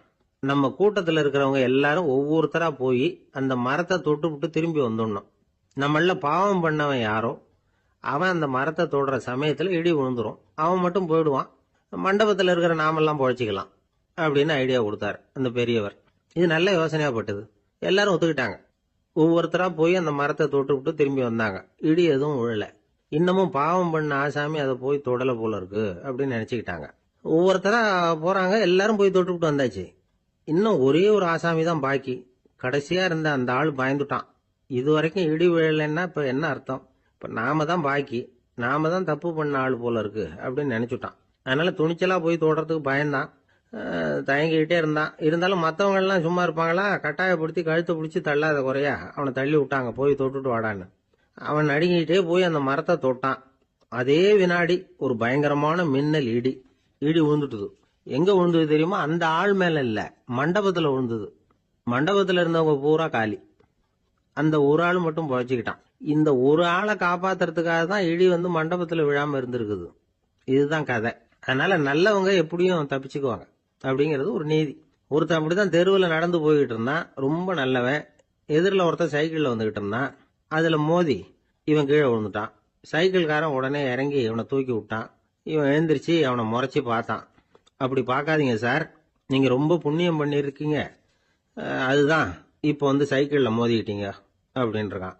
என்ன அப்படி சொல்கிறேன் நான்? இவன் 10 நிமிஷத்துக்கு முன்னாடி நான் லாரி ஓட்டிகிட்டு வந்தேன், அப்போ நீங்கள் எதிரில் வந்திருந்தீங்கன்னா என்ன ஆயிருக்கும் அப்படின்னானா அவன். ஒரு ஊரில் ஒரு மன்னர் இருந்தார். அவர் பக்கத்து தேசத்து மேலே படையெடுக்கணும்னு நினச்சிக்கிட்டு இருந்தார். அதையும் தன்னுடைய நாட்டோட சேர்த்துக்கணுங்கிற ஆசை. எப்போ படையெடுக்கலாம்னு யோசிச்சுக்கிட்டு இருந்தார். இப்படி யோசிச்சுக்கிட்டு இருந்த சமயத்தில் ஒரு பெரியவர் அவரை தேடிட்டு வந்தார். அவர் அடிக்கடி வருவார், அவர்கிட்ட பேசிக்கிட்டு இருப்பார். இப்போவும் அப்படித்தான் வந்தார். என்ன மன்னா யோசனைன்னாரு. இவர் தன்னுடைய யோசனையை சொன்னார். இந்த சமயத்தில் மன்னருக்கு தாகம் எடுத்தது, தண்ணி குடிக்கணும் போல இருந்தது. உடனே அங்கே இருந்த ஒரு அரண்மனை பணியாளரை கூப்பிட்டார். போய் கொஞ்சம் தண்ணி கொண்டு வாப்பா அப்படின்னார். அந்த பணியாளர் போனார், ஒரு கோலையில் தண்ணி கொண்டு வந்தார். ராஜா கிட்ட நீட்டினார். ராஜா அதை வாங்கி குடிக்கிறதுக்காக வாயிட்ட கொண்டுட்டு போனார். அந்த நேரம் பார்த்து மன்னா கொஞ்சம் பொறுங்கன்னார் இந்த பெரியவர். ஆவலோட குடிக்க போன மன்னர் அப்படியே நிறுத்திக்கிட்டு பெரியவரை பார்த்தார். இப்ப அந்த பெரியவர் சொன்னார், மன்னா, இப்போ உங்களை விட வலிமை உள்ள ஒரு சக்தி உங்களுக்கு தண்ணி கொடுக்க மறுத்துடுதுன்னு வைங்க, உங்களை குடிக்க விடாம தடுத்துடுது அப்படின்னா, இப்ப இந்த ஒரு கோவள தண்ணீரை வந்து என்ன விலை கொடுத்து வாங்குவீங்க அப்படின்னு கேட்டார். இப்போ எனக்கு இருக்கிற தாகத்துக்கு என்னுடைய அரசாங்கத்துல பாதியையாவது கொடுத்து இந்த தண்ணியை வாங்கறதுக்கு தயங்க மாட்டேன்னார் அவர். சரி, இப்போ அந்த தண்ணியை குடிங்கன்னார் பெரியவர். மன்னர் ஆவலோடு அந்த தண்ணியை குடிச்சு முடிச்சார். அதுக்கப்புறம் கொஞ்ச நேரம் தன்னுடைய படையெடுப்பை பத்தி சொல்லிக்கிட்டு இருந்தார். கொஞ்ச நேரம் கழிச்சு மறுபடியும் இந்த பெரியவர் கேட்டார், மன்னா, இப்போ நீங்க ஒரு கோவள தண்ணீரை வந்து குடிச்சு முடிச்சுட்டீங்க. இப்போ அந்த தண்ணீர் உங்க உடம்ப விட்டு வெளியில வரக்கூடிய பாதை அடப்பட்டு போச்சு அப்படின்னு வச்சுங்க, அதை வெளியேற்றுவதற்காக நீங்க எவ்வளவு செலவழிப்பீங்க அப்படின்னு கேட்டார். மன்னர் யோசனை பண்ணார். அப்படி ஒரு நிலைமை ஏற்பட்டு போச்சுன்னா என்னுடைய அரசாங்கம் பூராவையும் அதுக்கு ஈடா தர்றதுக்கு கூட தயங்க மாட்டேன்னார். இப்ப அந்த பெரியவர் சொன்னார், எந்த அரசாங்கத்தின் மதிப்பு ஒரு கோவள தண்ணீர் அளவுக்கு கூட இல்லையோ அந்த அரசாங்கத்தை அடையணுங்கிற பேராசையில மனிதர்கள் தங்களுடைய சகோதரர்கள் கூடவே சண்டை போட்டுக்கிறாங்களே, அதுல ஏதாவது அர்த்தம் இருக்குதா அப்படின்னாராம். மன்னருக்கு இப்பதான் அர்த்தம் புரிஞ்சுதான். மனசுல தெளிவு உண்டாச்சு. தன் மனசுக்குள்ள உண்டான வெறிய விரட்டி அடிச்சு விட்டார். அதுக்கப்புறம் நிம்மதியா ஆட்சி புரிஞ்சார். இப்படி ஒரு கதை. உயிருக்கு என்ன விலை கொஞ்சம் யோசனை பண்ணி பாருங்க. ஆனா அது இப்ப எவ்வளவு மலிவா போயிட்டுது, அதையும் யோசனை பண்ணி பாருங்களேன். ஆசை வந்து பேராசையா மாறுது, அப்புறம் அது வெறியா ஆகுது, அதுக்கப்புறம் பைத்தியம் முடியுது. இந்த காலத்து மனிதர்களுக்கு 2 விதமான பைத்தியம் பிடிச்சிருக்கிறதாக ஒரு பெரியவர் சொல்றார். ஒன்னு பணம், இன்னொன்னு அதிகாரம். இதெல்லாம் எவ்வளவு காலத்துக்கு நீடிக்கும்? ஒரு சர்வாதிகார நாட்டுல 3 பேர் ஜெயில இருட்டு அறையில பேசிக்கிட்டு இருக்கிறாங்க. நீ எப்படி இந்த ஜெயிலுக்கு வந்த அப்படின்னு ஒருத்தர் கேட்டாராம். இந்த நாட்டு ராஜாவை ஆதரிச்சு நான் பிரச்சாரம் பண்ணினேன், அதனால கூட்டத்துல தகராறு வந்துட்டுது, கலவரமா போச்சு, அதுக்கு நான் தான் காரணம்னு அரெஸ்ட் பண்ணி இங்க கொண்டாந்து போட்டாங்க அப்படின்னாராம் அவரு. சரி, நீ எப்படி இங்க வந்த அப்படின்னு இன்னொருத்தரை பார்த்து கேட்டிருக்கார். நான் இந்த நாட்டு ராஜாவை எதிர்த்து பிரச்சாரம் பண்ணேன், அதனால கலவரம், அரெஸ்ட் பண்ணி கொண்டாந்து போட்டாங்கன்னார். சரிப்பா, நீ எப்படி அங்க வந்த அப்படின்னு 3வது ஆளை பார்த்து இவங்க கேட்டாங்களாம். இதுக்கு அந்த ஆள் மெதுவா வெளிச்சத்துக்கு வந்து, நான் தான் இந்த நாட்டு ராஜா அப்படின்னா. ஒரு ஊர்ல ஒருத்தர் இருந்தார், ரொம்ப நல்லவர். யாருக்காவது ஏதாவது கொடுத்துக்கிட்டே இருப்பார், கொடையாளி. தினமும் யாராவது ஒருத்தருக்கு ஏதாவது கொடுக்கலன்னா அவருக்கு தூக்கம் வராது, அப்படி ஒரு பழக்கம். அது மட்டும் இல்ல, அவர் கொடுக்கறது அடுத்தவங்களுக்கு தெரியாது, அவ்வளவு ரகசியமா அதை கொடுப்பார். வலது கை கொடுக்கறது இடது கைக்கு தெரியக்கூடாதுன்னு சொல்லுவாங்கல்ல, அது மாதிரி அவர். ஒரு நாள் ராத்திரி அவர் ஏற்கனவே தயாரா கட்டி வச்சிருந்த பணம் முடிச்ச கையில் எடுத்துக்கிட்டு வீட்டை விட்டு வெளியில வந்தார். தெருவில் இறங்கி நடந்தார். இன்னைக்கு யாருக்கு தர்மம் செய்யறது அப்படின்னு யோசனை பண்ணிட்டு இருட்டில் நடந்து வந்துகிட்டு இருக்கிறார். யாரோ ஒருத்தர் எதிரில் வர்றது மாதிரி தெரிஞ்சுது. உடனே அவர் கிட்ட போனார். தன்கிட்ட இருந்த பணம் முடிச்ச அவசரமா அவர் கையில திணிச்சுட்டு திரும்பி வந்துட்டார். அப்பாடா, ஒரு வழியா யாருக்கும் தெரியாம இன்னைக்கு தர்மம் பண்ணியாச்சு அப்படிங்கிற மகிழ்ச்சி, மன நிறைவு அவர் முகத்துல. நிம்மதியா தூங்கினார். அப்புறம் எழுந்திரிச்சார். மறுநாள் காலையில ஊரு பூரா ஒரே பேச்சு. என்ன பேச்சுன்னா, நேத்து ராத்திரி ஒரு திருடன் கையில யாரோ பணத்தை கொடுத்துட்டு போயிருக்கிறாங்க அப்படின்னு எல்லாரும் பேசிக்கிட்டு இருக்கிறாங்க. இதை கேள்விப்பட்டதும் அந்த பெரியவருக்கு ரொம்ப வருத்தமா போச்சு. அடடா, போயும் ஒரு திருடனுக்கா உதவி பண்ணியிருக்கிறோம், பிரயோஜனம் இல்லாமல் போயிட்டுதே அப்படின்னு நினச்சார். சரி, இன்றைக்கும் யாருக்காவது உதவி பண்ணணும் அப்படின்னு முடிவு பண்ணினார். ராத்திரி நேரம் வந்தது. இவர் வழக்கம் போல் தெருவில் இறங்கி நடந்தார். கையில் பணம் முடிச்சு. எதிரில் ஒரு பொன் உருவம் மங்கலாக தெரிஞ்சது. இவர் உடனே அந்த பெண்கிட்ட பணத்தை கொடுத்துட்டு திருப்தியாக திரும்பி வந்துட்டார். மறுநாள் காலையில் ஊர் பூரா என்ன பேசிக்கிட்டாங்க தெரியுமா? நேற்று ராத்திரி நெறி தவறி நடக்கிற ஒரு பெண்ணின் கையில் யாரோ வச்சுட்டு போயிருக்கிறாங்க அப்படின்னு எல்லாரும் பேசிக்கிறாங்க. அடடா, இன்னைக்கும் தவறுதலாக நடந்து போச்சு அப்படின்னு ஒரு வருத்தப்பட்டார். இருக்கட்டும், இன்னைக்கும் ஏதாவது தர்மம் பண்ணுவோம் அப்படின்னு நினச்சிக்கிட்டாரு. 3வது நாள் ராத்திரியும் புறப்பட்டார். இப்பவும் எதிரில் ஒருத்தர் வந்தார். இவர் பணத்தை கொடுத்தார், திரும்பி வந்துட்டார். மறுநாள் மக்கள் என்ன பேசிக்கிட்டாங்கன்னா, நேற்று ராத்திரி ஒரு செல்வந்தர் கையில் யாரோ பணத்தை கொடுத்துட்டு போயிருக்கிறாங்க அப்படின்னு பேசிக்கிட்டாங்களாம். அவருக்கு ரொம்ப வருத்தமாக போயிட்டுது. என்ன இது தினம் இப்படி ஆகிக்கிட்டு இருக்குதே அப்படின்னு நினச்சிக்கிட்டே படுத்து தூங்கினார். அன்னைக்கு ராத்திரி ஒரு கனவு. அந்த கனவுல இறைவன் வந்து சொன்னாராம், இதோ பாருப்பா, நீ கொடுத்த தர்மம் வீணா போயிடல. உன்கிட்ட பணம் வாங்கின அந்த திருடன் திருந்திட்டான், அந்த பொண்ணும் திருந்திட்டா, அந்த செல்வந்தனும் கொடையாளி ஆயிட்டான், எல்லாருக்கும் உதவி பண்ண ஆரம்பிச்சுட்டான் அப்படின்னு சொன்னாராம். இந்த கதையை சொன்னவர் யாருன்னா நபிகள் நாயகம். இதில் உள்ள கருத்து என்னன்னா, நல்ல மனசோட தர்மம் பண்ணுனா அது வீணா போறதில்லை. இன்னொரு கருத்து, தர்மம் வந்து தன்னை மட்டும் அல்ல, அடுத்தவங்களையும் தீமையிலிருந்து காப்பாற்றும். இதுதான் நாம புரிஞ்சுக்க வேண்டியது. இந்த காலத்திலையும் இது மாதிரி சில சம்பவங்கள் நடக்கிறது உண்டு. ஒரு பெரியவர் இருட்டில் நடந்து வந்துகிட்டு இருந்தாரு. எதிரில் வந்த ஒருத்தன் வலுக்கட்டாயமாக இவர் கையை பிடிச்சி ஒரு பண முடிப்பை கொடுத்து வச்சுக்க சொல்லிவிட்டு விலகி போயிட்டான். பெரியவருக்கு ஆச்சரியம். இந்த காலத்துலேயும் இப்படி வலது கை கொடுக்கறது இடது கைக்கு தெரியக்கூடாதுன்னு நினைக்கிற கொடையாளிகள் உண்டு போல இருக்கு அப்படின்னு யோசனை பண்ணிக்கிட்டே நடந்தார். கொஞ்சம் தூரம் போயிருப்பாரு. அதுக்குள்ளே அதே ஆள் திரும்பி வந்தான். கொடுத்த பண முடிப்பை திருப்பி கொடுங்க அப்படின்னு கேட்டு வாங்கிட்டான். இவருக்கு ஒன்றும் புரியல. ஏன் இப்படி பண்ணுறேன்னார். அது ஒன்றும் இல்லைங்க, கொஞ்ச நேரம் இதை உங்ககிட்ட கொடுத்து வச்சிருந்தேன், அவ்வளவுதான் அப்படின்னா. ஏன்னு கேட்டார். என்னை பின்னாடி போலீஸ் தேடிக்கிட்டு வந்துக்கிட்டு இருக்குது, அதுதான் அப்படி பண்ணேன், இப்போ போயிட்டுது, இனிமேல் ஒன்றும் பயம் இல்லை அப்படின்னு சொல்லிவிட்டு அவன் பாட்டுக்கு நடந்து போகிறான். எனக்கு தெரிஞ்ச ஒருத்தர் இருக்கார். அவர் ஒரு பெரிய காவல்துறை அதிகாரி, ரொம்ப கண்டிப்பானவர். அவரை கண்டாவே எல்லாரும் பயப்படுவாங்க. அப்படிப்பட்டவர் வீட்டுக்கு போனால் அப்படியே அடியோட மாறிடுவார். அங்கே போய் பார்த்தீங்கன்னா குழந்தைகளோட குழந்தையா அவர் விளையாடிக்கிட்டு இருப்பார். அலுவலக சமயத்தில் பார்த்தீங்கன்னா குதிரை முதுகில் அவர் உட்காந்துருப்பார். வீட்டில் பார்த்தீங்கன்னா அவர் முதுகில் குழந்தை உட்காந்துருக்கும். அவர் குதிரை மாதிரி போயிட்டு இருப்பார். இது எப்படிங்க முடியுது உங்களால அப்படின்னு கேட்டாங்க. அது ஒன்றும் இல்லை, இங்கே வீட்டுக்கு வந்த உடனே என்னோட மனசை தனியாக எடுத்து வச்சிருவேன் அப்படின்னார். அது என்னங்க உங்க சட்டப்பயிலியா இருக்குது மனசு, அது தனியா எடுத்து வைக்கிறதுக்கு அப்படின்னு கேட்டாங்க. அப்படி இல்லைங்க, இது ஒரு பயிற்சி, மனப்பயிற்சி, அவ்வளவுதான் அப்படின்னார். இப்படி சமயம் பார்த்து மனசை தனியா வச்சுவிட தெரிஞ்சவங்க வாழ்க்கையில எப்பவும் உற்சாகமா இருப்பாங்க அப்படிங்கிறது பெரியவங்க கருத்து. ஒரு டாக்டர் ஆஸ்பத்திரியில் இருக்கிற வரைக்கும் டாக்டரா இருக்கலாம். அவர் மனைவிகிட்டையும் அவர் டாக்டரா இருக்க வேண்டிய அவசியம் இல்லை. ஒரு வக்கீல் வந்து கோர்ட்ல இருக்கிற வரைக்கும் வக்கீலா இருக்கலாம். வீட்டுக்கு வந்ததுக்கு அப்புறமும் வக்கீலா இருக்க வேண்டிய அவசியம் கிடையாது. வீட்டுல வந்து குழந்தைகள்கிட்ட விளையாடும் பொழுதும் அதுகள்கிட்ட ஃபீஸ் கேட்டுட்டு இருக்க கூடாது. நாம எப்படி இருக்கணும்னு பெரியவங்க சொல்றாங்கன்னா, மனசோட சேரக்கூடாதான். அப்படி சேராம வாழ்க்கையை கவனிக்கணுமா. மனசை அப்படியே தனியா எடுத்து பக்கத்துல வச்சுடணும். அப்படின்னா அதை அப்படியே தூக்கி எறிஞ்சுடு அப்படின்னு அர்த்தம் இல்லை. ஏன்னா மனசுங்கிறது நமக்கு உபயோகப்படக்கூடிய ஒண்ணுதான். எப்போ அது தேவையோ அப்பப்போ எடுத்து உபயோகப்படுத்திக்கணும். தேவைப்படுறப்போ எடுத்து கண்ணாடியை மாட்டிக்கிறோம்ல, படிக்கும் பொழுது கண்ணாடி தேவைப்படுதோ எடுத்து மாட்டிக்கிறோம் இல்லையா, அது மாதிரி கணக்கு போடுறதுக்கு மனசு தேவை. கடைக்கு போய் ஒரு பொருள் வாங்குறோம், காசு கொடுக்குறோம், மீதி சில்லறை சரியா இருக்கா அப்படின்னு எண்ணி பார்த்து வாங்க வேண்டியிருக்கு. அந்த சமயத்துல மனசை எடுத்து தனியா வச்சுட்டேன் அப்படின்னு சொல்லிட்டு இருக்கக்கூடாது. பரீட்சைக்கு படிக்க வேண்டியிருக்குது, படிச்சதையெல்லாம் அப்படியே நினைவுல வச்சுக்க வேண்டியிருக்கு, அந்த சமயத்துல மனசை தூக்கி எறிஞ்சுட்டேன் சார் அப்படின்னு சொல்லிட்டு இருக்கக்கூடாது. அப்படி சொன்னா பரீட்சை நம்மளை தூக்கி எறிஞ்சிடும். அதனால தேவைப்படுறப்போ மனசை உபயோகப்படுத்தணும், தேவையில்லாதப்போ அது தனியா ஓய்வு எடுத்துக்க விட்டுடணும். இப்படி நாம பழக்கப்படுத்திக்கிட்டா வாழ்க்கைங்கிறது நமக்கு புதுசா தெரியுமா.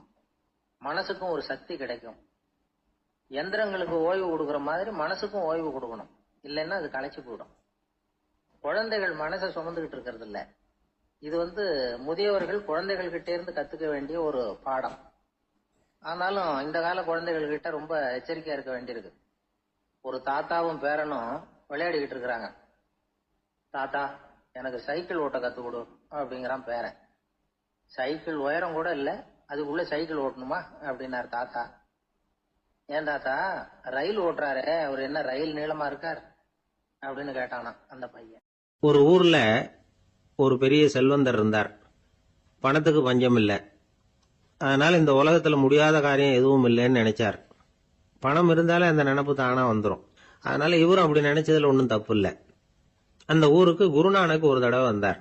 அவருக்கு இந்த செல்வந்தர் ரொம்ப பிரமாதமா ஒரு வரவேற்பு கொடுத்தார். ஊர் எல்லையிலேயே எங்க வீட்டுக்கு விருந்து சாப்பிட்டுட்டு போகணும்னு கேட்டுக்கிட்டார். அவரும் சரின்னு ஒத்துக்கிட்டார். உடனே தன்னுடைய பங்களாவில் ஒரு பெரிய விருந்துக்கு ஏற்பாடு பண்ணார். குருநானக் அழைச்சிட்டு வீட்டுக்கு போனார், உட்கார வச்சார். ஐயா, நான் இந்த ஊர்லயே ரொம்ப பெரிய வசதி உள்ளவன், என்னால எல்லாம் முடியும். உங்களுக்காக நான் என்ன செய்யணும்னு சொல்லுங்க, எதுவா இருந்தாலும் பரவாயில்ல, எவ்வளவு செலவானாலும் பரவாயில்ல, என்னால செய்ய முடியும். என்ன செய்யணும்னு சொல்லுங்க, அது போதும், நான் செய்யறேன் அப்படின்னு நான் ரொம்ப பணிவா. இதை கேட்டதும் குருநானக் சிந்திச்சார் கொஞ்ச நேரம். அதுக்கப்புறம் தன்னோட சட்ட பைக்குள்ள கையை விட்டு ஒரு பழைய ஊசி ஒன்று எடுத்தார். அந்த செல்வந்தர்கிட்ட கொடுத்தார். இதை பாருங்க, இவ்வளவு தூரம் நீங்க கேட்கறதுனால சொல்றேன், எனக்கு நீங்க செய்ய வேண்டிய உதவி இதுதான். ஊசிய கையில வாங்கிக்கிட்டு இதை என்ன செய்யணும் சொல்லுங்க அப்படின்னாரு அவரு. நீங்க செய்ய வேண்டியது என்னன்னா, இந்த ஊசிய பத்திரமா வச்சிருக்கணும். நாம 2 பேரும் இறந்து போனதுக்கு பின்னாடி இன்னொரு உலகத்துல நாம சந்திக்கக்கூடிய வாய்ப்பு இருக்குது. அப்ப இந்த ஊசியை என்கிட்ட கொண்டாந்து கொடுக்கணும். இதுதான் நீங்க எனக்காக செய்ய வேண்டிய உதவி அப்படின்னார் குருநானக் லேசா சிரிச்சுக்கிட்டே. இதை கேட்ட உடனே இந்த பெரியவர் முழிக்க ஆரம்பிச்சிட்டார். அது எப்படிங்க, நான் சாகிறப்ப எப்படி இந்த ஊசியை எடுத்துக்கிட்டு இன்னொரு உலகத்துக்கு வர முடியும்னார். ஊசி மாதிரி ஒரு சின்ன பொருளை கூட இந்த உலகத்தை விட்டு நாம போறப்ப எடுத்துட்டு போக முடியாதுங்கிறப்போ உங்களோட செல்வத்தை எல்லாம் எப்படி அங்க எடுத்துட்டு வர போறீங்க அப்படின்னு கேட்டார் குருநானக். அதுக்கப்புறம் தான் அந்த பெரியவர் யோசிக்க ஆரம்பிச்சாராம். குருநானக் சொல்றார், இத பாருங்க, நாம செய்யற நல்லது கெட்டது தான் கடைசி வரைக்கும் நம்ம கூட இருக்கும். அடுத்தவங்க நல்லா இருக்கணுங்கிறதுக்காக பொருளை செலவு செய்யணும். அப்படி செய்யலைன்னா எந்த பிரயோஜனமும் இல்லை அப்படின்னார். அதுக்கப்புறம் தான் அந்த செல்வந்தரின் அறிவு கண் திறந்துதான். உடனே குருநானக்க வணங்கினார். ஐயா, என்கிட்ட இருந்த ஆணவம் போயிட்டுது, இனிமே என்கிட்ட இருக்கிற செல்வத்தை நல்ல வழியில செலவழிப்பேன் அப்படின்னாராம். நம்ம கிட்ட இருக்கிற பணம் எப்பவும் நம்ம கூடவே வந்துகிட்டு இருக்காதுங்கிறதுக்கு இது ஒரு உதாரணம்.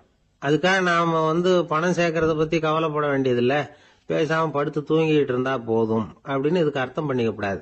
முறையான வழியில பணம் சேர்க்கணும், அதை முறையான வழியில செலவு பண்ணணும். அதனால ஏற்படக்கூடிய மன நிறைவு இருக்கு பாருங்க, அது அனுபவிச்சவங்களுக்கு தான் தெரியும். சொர்க்கத்துக்கு போறவங்க இங்க இருந்து பணத்தை எடுத்துட்டு போக முடியாது.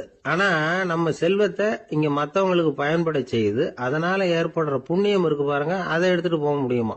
இதுதான் ஆன்மீகவாதிகள்லாம் சொல்ற கருத்து. ஜான் நியூட்டன் ஒருத்தர், அவரு சொன்னார், நான் எப்பவாவது சொர்க்கத்துக்கு போய் சேர்ந்தேன்னா அங்க 3 அதிசயங்களை பார்ப்பேன்னார். என்னன்னு கேட்டாங்க. நான் யார் யாரு இருக்க மாட்டாங்கன்னு நினைச்சுக்கிட்டு இருந்தானோ அவங்கள சில பேர் அங்க இருப்பாங்க, அது ஒரு பெரிய அதிசயம்னார். சரி, அடுத்தது என்ன? 2வது அதிசயம் என்னன்னா, அங்க இருப்பாங்கன்னு நான் எதிர்பார்த்த சில பேர் அங்க இருக்க மாட்டாங்க அப்படின்னார். சரி, 3வது பெரிய ஆச்சரியம் என்ன அப்படின்னா, நான் அங்க இருக்க பாருங்க, அதுதான் அந்த 3வது அதிசயம் அப்படின்னாராம். ஒரு நீதிமன்றம், அங்க ஒரு கொலை வழக்கு சம்பந்தமா விசாரணை நடந்துகிட்டு இருக்குது. அந்த வழக்கறிஞர் ரொம்ப தீவிரமா வாதாடிட்டு இருக்கிறார். தன்னுடைய கட்சிக்காரர் நிரபராதிங்கிறது அவருக்கு நல்லா தெரியும். அதனாலதான் அவர் சார்பா வாதாடுறதுக்கே ஒத்துக்கிட்டார்.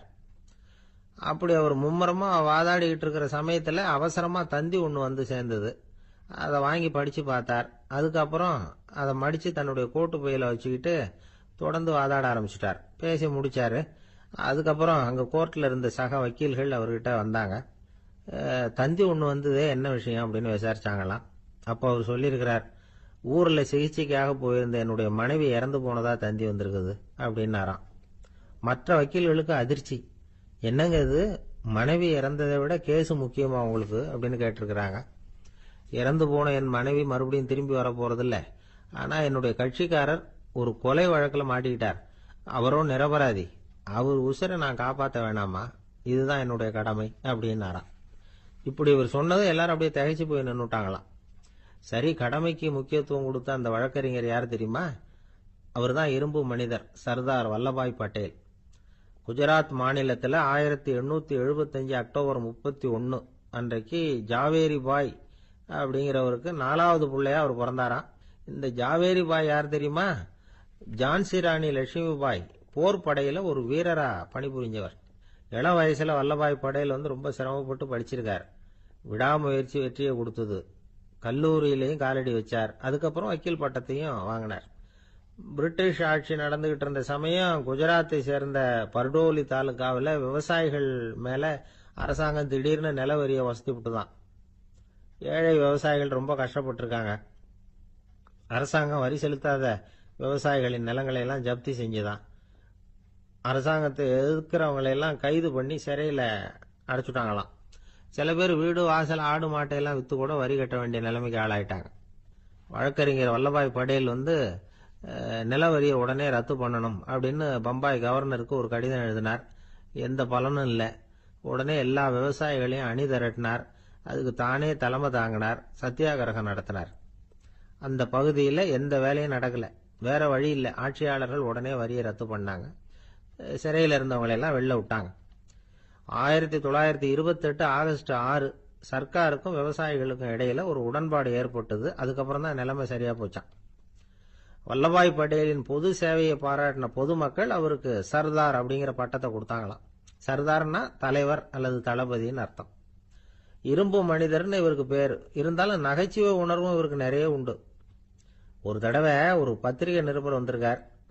சர்தார் பட்டேல் கிட்ட அவருக்கு பிடிச்ச பண்பாடு கலாச்சாரம் எது அப்படின்னு கேட்கணும்னு ஆசை. அதனால அவரை பார்த்து கேட்டாராம், ஏங்க உங்களுக்கு பிடிச்ச கல்ச்சர் எது அப்படின்னு கேட்டிருக்கார். இதுக்கு சர்தார் பட்டேல் சொன்ன பதில் என்ன தெரியுமா? எனக்கு பிடிச்ச கல்ச்சர் அக்ரிகல்ச்சர் அப்படின்னு. ஒரே ஒரு ஊர்ல ஒரு அம்மா இருந்தாங்க. அந்த அம்மாவுக்கு ஒரே ஒரு பிள்ளையாண்டான். அவனுக்கு ரொம்ப அக்கறையோட கல்யாணம் பண்ணி வச்சாங்க. கல்யாணம் முடிஞ்சதும் மருமக பொண்ணு வீட்டுக்கு வந்து சேர்ந்தது. அப்பாடா, என் கடமை முடிஞ்சது, இனிமே அக்கடான்னு எங்கேயாவது ஒரு மூலையில படுத்து கிடக்கலாம் அப்படின்னு நினைச்சாங்க அந்த அம்மா. ஆனா நினைக்கிறபடி எங்க நடக்குது? அதுக்கப்புறம் தான் பிரச்சனையே ஆரம்பமாச்சு. மருமகள் குணம் சரியில்லை, ஒரு மாதிரி. அந்த பொண்ணு வீட்டுக்கு வந்ததுமே முதல் வேலையா மாமியாரை பார்த்து, அதுதான் நான் வந்துட்டேன்ல, இனிமே உங்களுக்கு என்ன வேலைங்க, புறப்பட வேண்டியது தானே, காசி ராமேஸ்வரம்னு எங்கேயாவது போங்க அப்படின்னுட்டு தான். மாமியார் பார்த்தாங்க, கொஞ்சம் யோசனை பண்ணாங்க. இந்த பாருமா, நீ இப்படி சொல்றதுக்கு முன்னாடியே வீட்டை விட்டு புறப்படணுங்கிற முடிவுக்கு நான் வந்துட்டேன். வீட்டை மட்டும் இல்லை, இந்த உலகத்தை விட்டே கூட போறதுக்கு தயாரா இருக்கிறேன். ஆனா ஒரே ஒரு விஷயத்துக்காக என் உயிரை கையில பிடிச்சிக்கிட்டு இருக்கிறேன் அப்படின்னாங்களாம். என்ன விஷயம்னு கேட்டது இந்த மருமக பொண்ணு. வேற ஒண்ணும் இல்ல, என் பிள்ளைக்கு கல்யாணம் பண்ணி வச்சுட்டேன். ஒரு பேர புள்ள பிறந்து அதை என் கண்ணால பார்த்துட்டேன்னா நான் எங்க வேணும்னாலும் போறதுக்கு தயாரா இருக்கிறேன் அப்படின்னாங்களாம் அந்த மாமியார். மாமியார் இப்படி சொல்றதுலயும் நியாயம் இருக்கிறதாக பட்டுது அந்த பொண்ணுக்கு. சரி, அப்படியே இருந்து பார்த்துட்டு போகலாம் அப்படின்னு அனுமதி கொடுத்தது. கொஞ்ச காலத்துல ஒரு பேரன் பிறந்தான். அந்த அம்மாவும் பேரனை கண்ணால பார்த்துட்டாங்க. சரி, பேரனை பார்த்தாச்சுல்ல, இனிமே புறப்பட வேண்டியது தானே அப்படின்னது மருமக பொண்ணு. மாமியார் பார்த்தாங்க, நீ சொல்றது சரிதாம்மா, அதுல ஒன்றும் தப்பு இல்லை. என்னோட பேரன் உங்களை அம்மா அப்பான்னு கூப்பிடுறத என் காது குளிர கேட்டுட்டு போயிடுறேனே அப்படின்னாங்களாம். சரி, அந்த ஆசையை நிறைவேறட்டும் அப்படின்னு காத்துக்கிட்டு இருந்தாங்க. பேரன் வளர்ந்தான், நடந்தான், பள்ளிக்கூடம் போனா, பெரியவனானா. மருமக பொண்ணு மறுபடியும் மாமியாரை விரட்ட ஆரம்பிச்சுட்டுது, இன்னும் புறப்புள்ளையான்னு. இதை பாருமா, இது வரைக்கும் இருந்துட்டேன். பேரனோட கல்யாணத்தையும் கண்ணால பார்த்தாதான் இந்த கட்டை வேகும் போல இருக்குது அப்படின்னு சொல்லி ஒரு மாதிரியா பேச ஆரம்பிச்சாங்க. இதுவும் நியாயமான ஆசையாக தான் படுது அப்படின்னு அது யோசிச்சிருக்கு அந்த பொண்ணு. சரின்னு அதுக்கும் ஒத்துக்கிட்டது. உடனே பேரனுடைய கல்யாணமும் முடிஞ்சது ஒரு வழியா. இனிமே ஒரு நொடி கூட இங்க இருக்கக்கூடாது, புறப்படுங்க அப்படின்னு மாமியாரை விரட்டிச்சான் அந்த பொண்ணு. இப்ப அந்த மாமியார் தன்னோட மருமகளை பார்த்து சொல்றாங்க, இதோ கிளம்பிட்டேம்மா, என் மூட்டை முடிச்செல்லாம் கட்டிக்கிட்டேன், புறப்பட்டுட்டேன். அப்படியே நீயும் உன் துணிமணிகளை மூட்டை கட்டிக்கிட்டு கிளம்பிடும், என்னோட சேர்ந்து 2 பேருமா சேர்ந்து போயிடலாம் அப்படின்னாங்களாம். அந்த பொண்ணு முழிக்குது. முழிக்காதே, உனக்கும் ஒரு மருமக வந்துட்டா, இனிமே நீயும் ஒரு மாமியார் தானே, உனக்கும் இனிமே இங்க வேலை இல்லை, புறப்படு அப்படின்னாங்களாம். அப்பதான் அந்த பொண்ணு சிந்திக்க ஆரம்பிச்சுதான், தன்னோட தவறு புரிஞ்சுதான். இந்த தகவலை கேட்டுட்டு இருக்கிற மருமகள்லாம் இதை பத்தி கொஞ்சம் யோசிச்சு பார்க்கணுங்கிறதுக்காகத்தான் இதை சொல்றோம் மாமியார்கள் சார்பா. கொஞ்ச நாளைக்கு முன்னாடி ஒரு பொண்ணை பார்த்து பேசுகிற சந்தர்ப்பம் கிடைச்சிது ஒரு கல்யாண வீட்டில். அந்த பொண்ணு சொல்லிச்சு, சார் எனக்கு கல்யாணம் ஆகி 15 வருஷம் ஆகுது, நான் மாமியார்கிட்ட சண்டை போட்டதே இல்லை அப்படின்னு ரொம்ப அடக்கமாக சொல்லிச்சு. அது எப்படிம்மா சாத்தியமாச்சுன்னு கேட்டோம். எனக்கு கல்யாணம் ஆகி 15 வருஷம்தான் ஆச்சு, ஆனால் என் மாமியார் செத்து போய் 20 வருஷத்துக்கு மேலே ஆயிட்டுது அப்படின்னுது. ஒருத்தர் வேகமாக நடந்து போறார். கடத்தெருவில் ஒரு ஸ்வீட்டு கடையை பார்க்குறார். உடனே சடன் பிரேக் போட்டது மாதிரி நிற்கிறார். ஒரு ஸ்வீட் வாங்கி சாப்பிடலாமேன்னு மனசு சொல்லுது. டாக்டர் வேணாம்னு சொல்லியிருக்கிறார், உடம்புக்கு ஒத்துக்காது, அதனால அது வேணாம்னு சொல்லுது அறிவு. இவர் மனசு சொல்றத கேட்கல, அறிவு சொல்றபடி கேட்கிறார். அதனால மறுபடியும் வேகமா அங்கிருந்து நடந்து போயிடுறார். அவர் நல்ல மனுஷன். மனுஷனுக்கு அறிவும் இருக்குது, உணர்ச்சியும் இருக்குது. எதுக்கு எடுத்தாலும் உணர்ச்சி வசப்பட்டுக்கிட்டு இருக்கக்கூடாது, அறிவு வசத்துல நாம இருக்கணும். அப்பதான் நாம நல்லபடியா வாழ முடியும். இல்லைன்னா அவஸ்தை தான். மகாபாரதத்துல சந்தனுன்னு சொல்லி ஒரு அரசன் வர்றான். அவன் ஒரு சமயம் அறிவு வசப்படாம உணர்ச்சி வசப்படுறான். அதாவது ஒரு நாள் கங்கை கரையில ஒரு அழகான பொண்ணை பார்க்கறான். இவனுடைய மனசு அவகிட்ட போயிடுது. அவளை கல்யாணம் பண்ணிக்கிறதுக்கு ஆசைப்படுறான். அந்த பொண்ணு சரின்னு சம்மதிக்கிறா. ஆனா ஒரு நிபந்தனை போடுறா. அந்த நிபந்தனைக்கு சம்மதம்னு சொன்னாதான் உன்னை கல்யாணம் பண்ணிக்குவேன்னு சொல்றா. சரி, அவ போட்ட நிபந்தனை என்ன தெரியுமா? இது மாதிரி நான் உங்க மனசு புண்படுற மாதிரி எந்த காரியம் பண்ணாலும் நீங்க என்ன ஏன்னு கேட்கக்கூடாது, நான் செய்யற காரியத்தை தடுக்கவும் கூடாது. அப்படி நீங்க செஞ்சா அடுத்த கணமே நான் உங்களை பிரிஞ்சு போயிடுவேன். இதுதான் அந்த பொண்ணு போட்ட நிபந்தனை. சந்தன அரசன் இந்த நிபந்தனையை ஒத்துக்கலாமா? இதை அறிவுபூர்வமா யோசிச்சிருந்தா இதுக்கு கட்டுப்பட்டுக்க மாட்டான். இந்த நிபந்தனைக்கு நான் சம்மதிக்க மாட்டேன்னு தான் சொல்லியிருக்கணும். ஆனா அவன் அந்த நேரத்துல உணர்ச்சி வசத்துல இருந்தான். அதனால நீ என்ன சொன்னாலும் சரின்னு ஒத்துக்கிட்டான். அவளை கல்யாணம் பண்ணிக்கிட்டான். இதனால என்ன ஆச்சு? 7 பச்சை இளம் குழந்தைகளை பிறந்த உடனே அவ கங்கையில தூக்கி எறிஞ்சு கொல்லக்கூடிய கோர காட்சிய இவன் ஒண்ணு பின்னாடி ஒன்னா பார்க்க வேண்டியதா போச்சு. கடைசியில 8வது குழந்தை பிறந்ததுதான் அவனுடைய அறிவு மேலோங்குது. அந்த கொடிய செயலை தடுத்து நிறுத்துறான். அந்த 8வது குழந்தை தான் பின்னாடி பீஷ்மர் ஆகிறார். ஒரு பக்தி பிரசங்கத்துல ஒரு பேச்சாளர் இந்த விஷயத்தை சொல்லிவிட்டு இன்னொரு விஷயமும் சொன்னார். அது என்னன்னா, சந்தனு மன்னன் அறிவுக்கும் உணர்ச்சிக்கும் நடுவில் அகப்பட்டு தவிச்சதுனால அவன் வம்சத்துல வந்த கௌரவர்கள் உணர்ச்சி வசப்பட்டாங்க, பாண்டவர்கள் அறிவு வசப்பட்டாங்க அப்படின்னு சொன்னார். மனுஷனுக்கு உணர்ச்சியை விட அறிவு மேலோங்கி இருக்கணுங்கிறது சரிதான். ஆனால் அந்த அறிவை எப்படி உபயோகப்படுத்துறோம்ங்கிறது முக்கியம். ஒருத்தர் சொன்னார், சார் இன்னைக்கு கோயம்புத்தூர்ல ஒரு கல்யாணம், அதுக்கு நான் போக முடியலேன்னு நினைக்கும் பொழுது மனசுக்கு ரொம்ப வருத்தமா இருக்குது சார் அப்படின்னார். ரொம்ப உணர்ச்சி வசப்பட்டார். அதுக்காக கவலைப்படாதீங்க சார், ஒரு வாழ்த்து தந்தி கொடுத்துருங்களேன் அப்படின்னார் இன்னொருத்தர். அது எப்படி சார் முடியும்னார் அவரு. நான் தானே சார் கல்யாண மாப்பிள்ளை அப்படிங்கிறார் அந்த ஆள். கொஞ்சம் தூரத்துல நாம நிக்கிறோம். எட்டத்துல இருந்துகிட்டு அவரை கவனிக்கிறோம். அவர் போன்ல பேசுறத, அவர் பேசுகிற வார்த்தைகள் என்ன அப்படிங்கறது நம்ம காதுல விழல.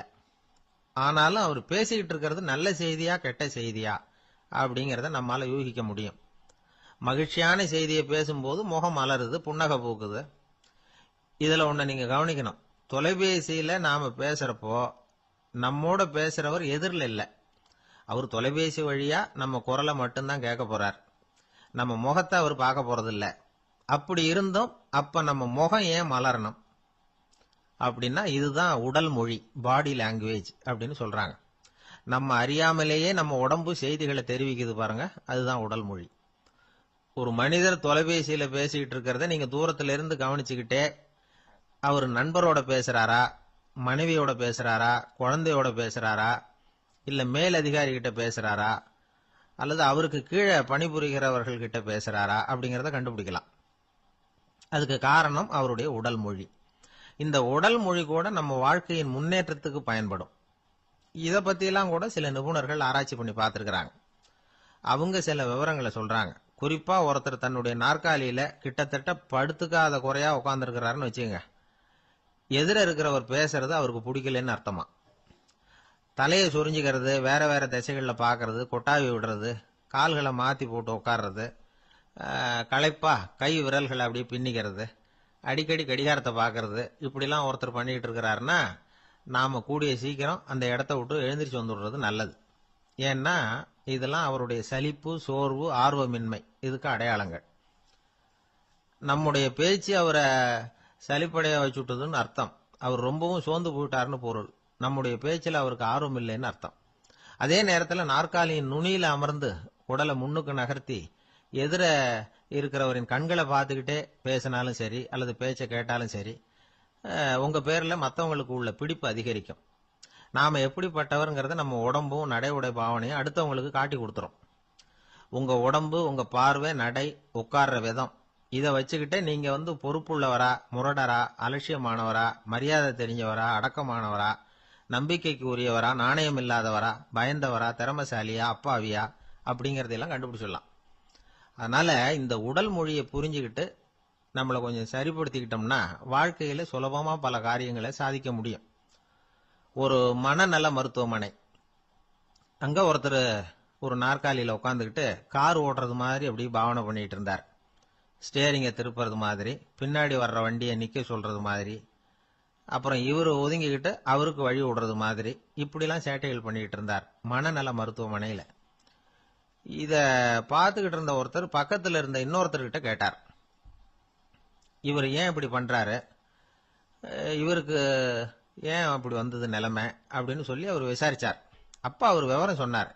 வேற ஒண்ணும் இல்லைங்க, இவருக்கு கார் ஓட்டணும்னு ஆசை ரொம்ப காலமா, அது நிறைவேறாம போயிட்டுது. அதுக்கப்புறம் அவர் மனநோயாளியா மாறிட்டார். இங்க அழைச்சிட்டு வந்தாங்க. இங்க அழைச்சிட்டு வந்ததுல இருந்து அப்படிதான் பண்ணிட்டு இருக்கிறார். அப்ப கார் ஓட்டுறது மாதிரிலாம் பாவனை பண்ணிட்டு இருப்பார், திருப்புறது மாதிரி பண்ணுவார், பின்னாடி வர்றவங்களுக்கு இடம் விடுவார், இப்படிலாம் செய்யறார் அப்படின்னு விவரம் சொன்னாங்க.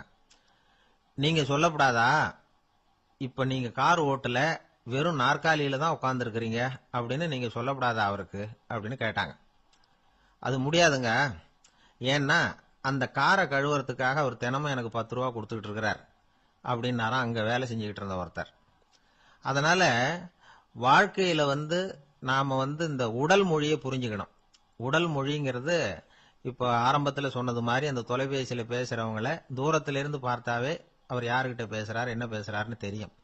நம்ம முகத்தை நல்லா வச்சுக்கணும். உடல் மொழியை நம்ம புரிஞ்சுக்கிட்டு பயன்படுத்த ஆரம்பிச்சோம்னா எந்த முயற்சி பண்ணினாலும் அதுல வெற்றி நிச்சயம். ஒரு கடற்கரை ஓரம், அங்க ஒரு சின்ன கிராமம், அந்த கிராமத்துல ஒரு சின்ன பள்ளிக்கூடம். கடற்கரை ஓரத்துல உள்ள ஒரு விடுதியில ஓய்வுக்காக ஒருத்தர் தங்கி இருக்கிறார். பள்ளிக்கூடத்துல ஏதோ விழா நடக்கிறது மாதிரி தெரிஞ்சது. உடனே அவர் அந்த பக்கமா வந்தார். இங்க என்ன நடக்குதுன்னு விசாரிச்சார். பள்ளி ஆண்டு விழா நடக்குதுன்னாங்க. உடனே போனார். கண்காட்சி ஒன்று வச்சிருந்தாங்க. உள்ள போய் பார்த்தார். பள்ளிக்கூடத்தில் படிக்கிற மாணவர்களை சொந்தமா தயார் பண்ண பொருள்களை காட்சிக்கு வச்சிருக்கிறாங்க. அந்த ஊர் மக்கள்லாம் அதை கூட்டம் கூட்டமா போய் பார்த்துக்கிட்டு இருக்கிறாங்க. இவரும் ஆர்வமா அதையெல்லாம் பார்த்துக்கிட்டே போறார். ஒரு இடத்துல ஒரு சின்ன ரயில் செஞ்சு வச்சிருந்தாங்க, மாணவர்களே தயார் பண்ணது. மின்சாரத்தால் அது ஓடுறது மாதிரி பண்ணி வச்சிருந்தாங்க. அதுல ஒரு சின்ன பொத்தான் இருக்கும், அதை அமுக்குனா ரயில் ஓடும், சுத்தி சுத்தி வரும். மாணவர்கள் எதிரில் நின்று அதுக்கு விளக்கம் கொடுத்துக்கிட்டு இருக்கிறாங்க. இவரு அதை கவனிச்சார். ரயில் ஓடுறத பார்த்தார். அங்க நின்றுகிட்டு இருந்த மாணவர்கள் கிட்ட விளையாட்டா கேட்டார், ஏப்பா இந்த ரயில் எதனால ஓடுது அப்படின்னு கேட்டார் இவரு. சக்தியினால ஓடுது அப்படின்னாங்க மாணவர்கள்.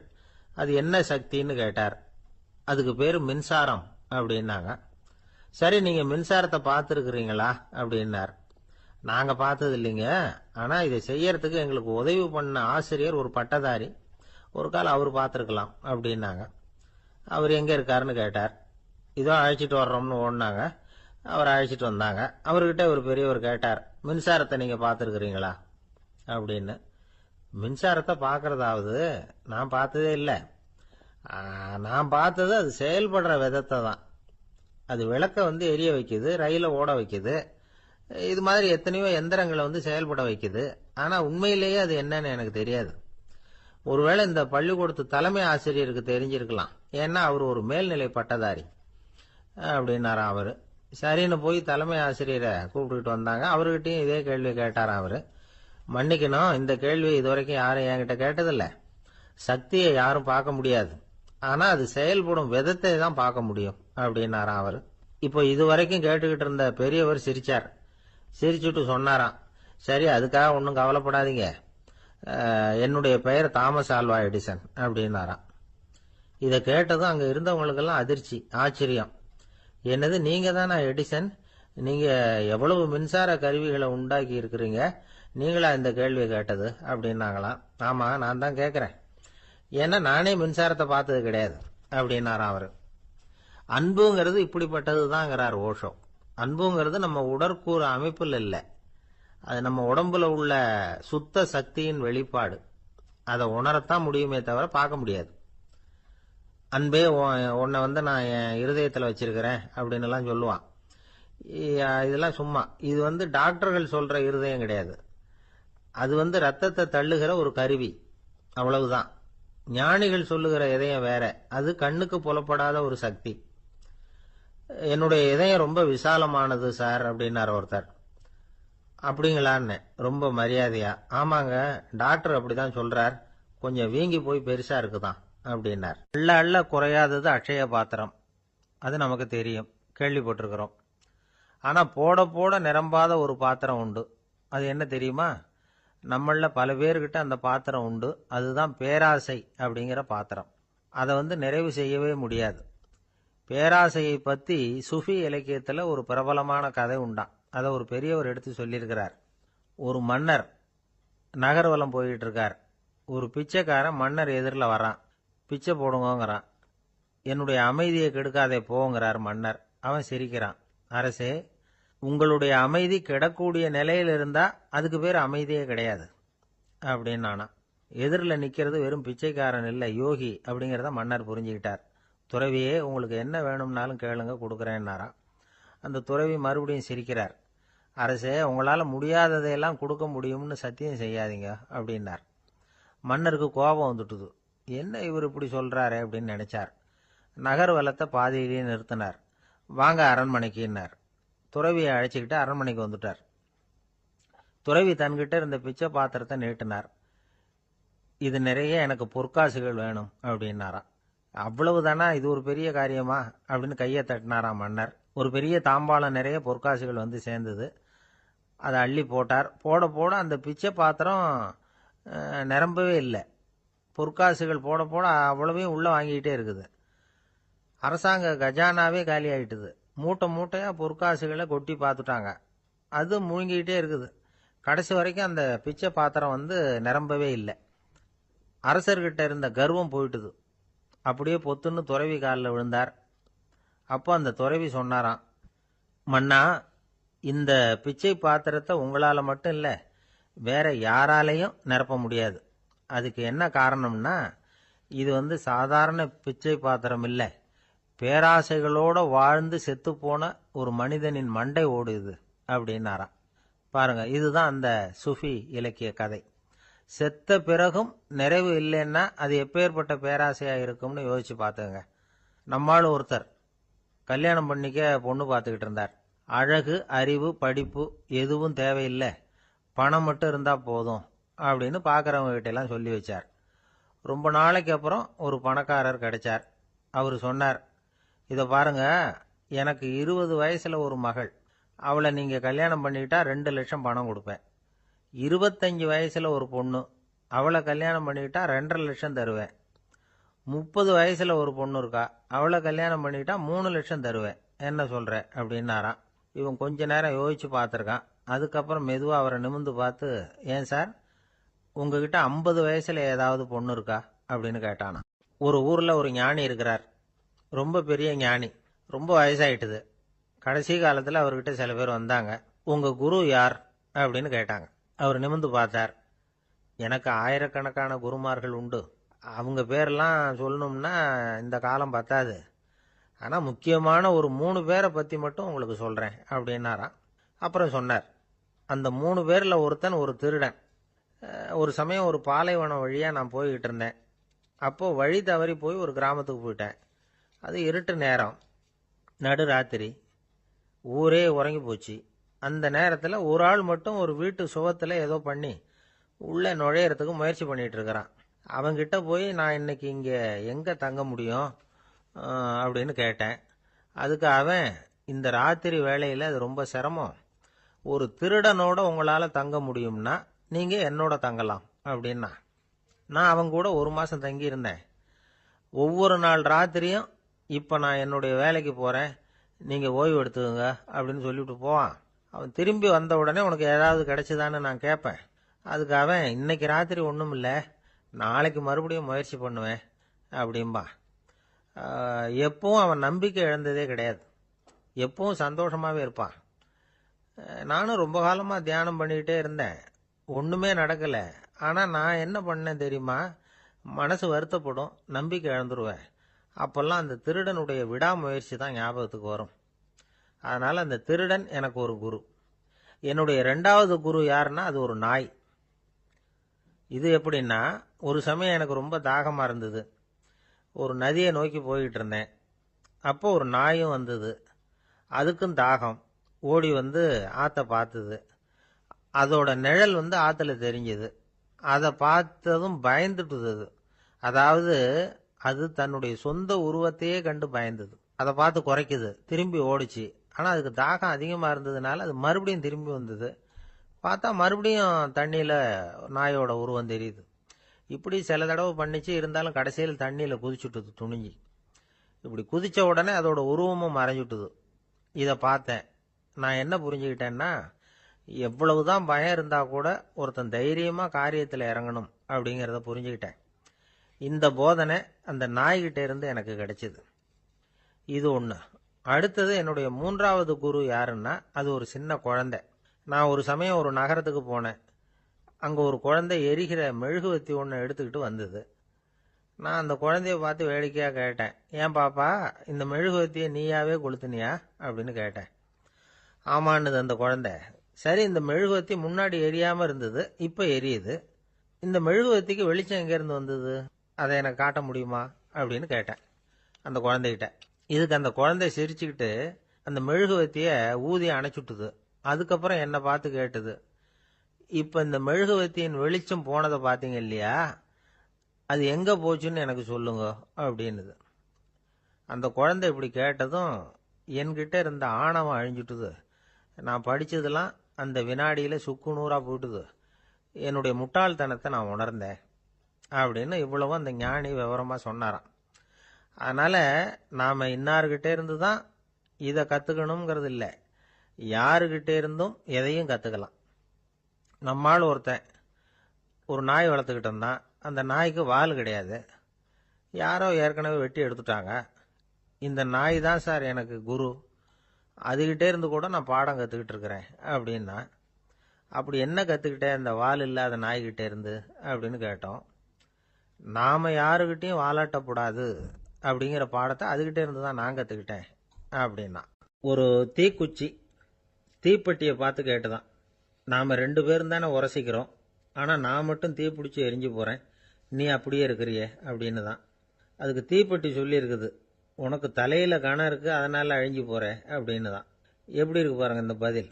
தலையில் கணம் உள்ளவங்க யாருமே சரியாக இருக்க முடியாது. எவ்வளவு பெரியவங்களாக இருந்தாலும் சரி,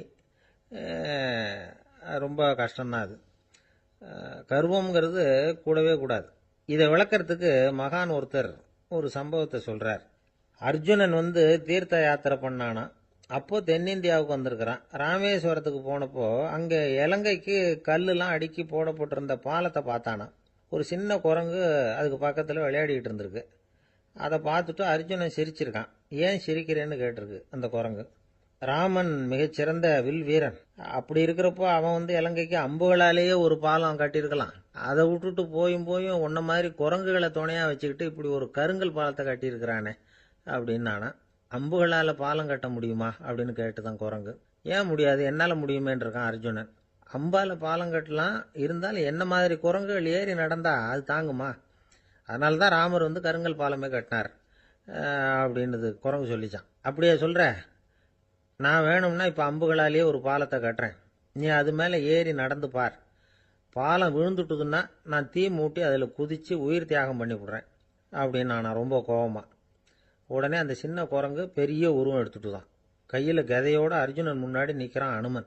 பார்த்தா, என்னுடைய தலைவர் ராமரையா இழிவாக பேசுகிற, நீ இப்போ பாலம் கட்டு, நான் என்னுடைய பலத்தை காட்டுறேன் அப்படின்னு அனுமன். அர்ஜுனன் வந்து தன்னுடைய காண்டிபத்தை எடுக்கிறான், சரமாரியாக அம்புகளை விடுறான். அதெல்லாம் ஒன்றோட ஒன்று கோத்துக்கிட்டு அப்படியே பாலம் மாதிரி நிற்கிது. அர்ஜுனன் தலை நிமிர்ந்து நின்னான். அனுமன் வந்து உயர கிளம்பி அங்கேருந்து பாலத்தில் வந்து பொத்துன்னு இறங்கினான். பாலம் அப்படியே நொறுங்கி போச்சு தூள் தூளாக. என்ன அர்ஜுனா, இப்போ என்ன செய்ய போகிற அப்படின்னா ஏளனமா. அர்ஜுனன் தலையை தொங்க போட்டுக்கிட்டான். சொன்னபடி தீ மூட்டி அதில் குதிக்கிறதுக்காக 3 தடவை சுற்றி வந்தான். அப்போது கிருஷ்ணர் அங்கே வந்தார். என்ன அர்ஜுனா, என்ன நடக்குது, என்ன இது அப்படின்னு ஒன்றும் தெரியாத மாதிரி கேட்டார். அர்ஜுனன் வாயை திறக்கிறதுக்கு முன்னாடி அனுமன் வாயை திறந்தான், நடந்ததை சொன்னான். அர்ஜுனன் சவால் விட்டபடி உயிர் திறந்தே ஆகணும்னா அனுமன். கிருஷ்ணர் யோசனை பண்ணார். நல்லது, இந்த சவால் விட்டதுக்கும் நடந்ததுக்கும் யார் சாட்சி? பெரியவர் ஒருத்தரை சாட்சியாக வச்சுக்கிட்டல்லவா நீங்கள் இந்த போட்டியை நடத்தியிருக்கணும் அப்படின்னார். அதனால் என்ன, இப்போ மறுபடியும் அந்த போட்டியை நடத்திவிட்டா போச்சு, என்னால் அந்த அம்பு பாலத்தை நொறுக்க முடியாதா அப்படின்னா அனுமன். சரி, இப்போ மறுபடியும் அது நடக்கட்டும்னார் கிருஷ்ணர். அர்ஜுனன் அம்பு பாலம் அமைச்சான். அனுமன் ஏறி குதிச்சான். பாலம் அசைஞ்சு கொடுக்கவே இல்லை, அவ்வளோ உறுதியாக இருக்குது. இப்போ அனுமன் தலையை குனிஞ்சிக்கிட்டான். அர்ஜுனன் நன்றியோடு நிமிர்ந்து பார்த்தான். கிருஷ்ணருடைய தோள்கள்லேயும் முதுகள்லேயும் ரத்தம். என்ன சுவாமி, என்ன நடந்ததுன்னு நான் பதறி போய், உன் அம்பு பாலத்தை நான் தான் முட்டு கொடுத்து தாங்கிக்கிட்டு இருந்தேன். அனுமன் குதிச்சப்போ என் மேலே ஏற்பட்ட காயங்கள் இவை. பின்ன உன்னுடைய அம்பு பலத்தினாலேயா பாலம் நின்றுதுன்னு நினைக்கிற அப்படின்னாராம். முதல்ல அர்ஜுனன், அப்புறம் அனுமன் 2 பேருக்குமே கர்வ பங்கம் ஆயிட்டு தான். அதாவது அவங்க கிட்ட இருந்த கர்வம் போயிட்டுது. யாரா இருந்தாலும் கர்வம் கூடாதுங்கிறத இதிலிருந்து நாம புரிஞ்சுக்கணும். இந்த காலத்தில் நாமெல்லாம் எந்த விஷயத்துக்கெல்லாம் கர்வப்பட்டுட்டு இருக்கோம் தெரியுமா? 2 பெண்கள் தங்களுடைய கணவன்மார்களை பற்றி ரொம்ப பெருமையாக பேசிக்கிட்டாங்களாம். அதில் ஒரு அம்மா சொல்லியிருக்கு, என் வீட்டுக்காரர்கிட்ட எந்த சப்ஜெக்ட் கொடுத்தாலும் சரி அந்த விஷயத்தை பற்றி அழகாக 1 மணி நேரம் பேசுவார் அப்படின்னாங்களாம். உடனே இன்னொரு அம்மா, அது என்ன பிரமாதம், என் வீட்டுக்காரருக்கு சப்ஜெக்டே தேவையில்லை, விஷயமே இல்லாமல் நாள் பூரா பேசிக்கிட்டு இருப்பார் அப்படின்னாங்களாம். பந்திக்கு முந்தர ஆசாமிகள் நம்மள பல பேர் உண்டு. அப்படி முந்தறதுக்கு கூட முயற்சி பண்ணுறவங்க நிறைய பேர் இருக்கிறாங்க. இதில் என்ன ஒரு விஷயம்னா, பந்திக்கு முந்தறது கூட தப்பு இல்லை. ஆனால் அப்படி ஒரு விருந்தில் ஆளாக போய் உட்காந்து சாப்பிட்டா கூட வெளியில் வர்றப்ப என்ன பெரிய விருந்து வச்சுட்டான், சாம்பாரில் உப்பு இல்லை, ரசத்தில் காரம் இல்லை அப்படின்னு குறை சொல்லிகிட்டே வர்றது இருக்கு பாருங்க, அது சரியில்லை, நாகரிகமும் இல்லை. கல்யாண பத்திரிகையில் என்ன போட்டிருக்குது, என் பொண்ணுக்கும் இன்னார் பையனுக்கும் கல்யாணம், எல்லாரும் குடும்பத்தோடு வந்திருந்து மணமக்களை ஆசீர்வதிக்கணும், இப்படி தானே போட்டிருக்கோம். குடும்பத்தோடு விருந்து சாப்பிட்டு சாப்பாடு எப்படி இருக்குன்னு அபிப்பிராயம் சொல்லிவிட்டு போங்க அப்படின்னா போட்டிருக்கு கல்யாண பத்திரிகையில். ஒருத்தர் வீட்டு விசேஷத்துக்கு போயிருக்கோம்னா எவ்வளவோ அசௌகரியங்கள் நமக்கு ஏற்படலாம். ஏராளமான கூட்டம் வந்திருக்கும். எல்லாரையும் அவங்க தனித்தனியாக கவனிச்சிக்கிட்டு இருக்க முடியாது.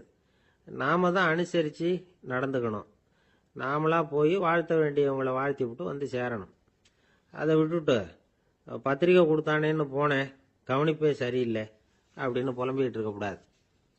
ஒரு விருந்துக்கு போனால் அங்கே எப்படி நடந்துக்கணும் அப்படிங்கிறத பற்றி கூட அனுபவசாலிகள் சில விவரங்கள்லாம் சொல்லியிருக்கிறாங்க. இந்த காலத்தில் கல்யாணம், பிறந்த நாள், அது இதுன்னு நிறைய விருந்துகள் நடக்குது.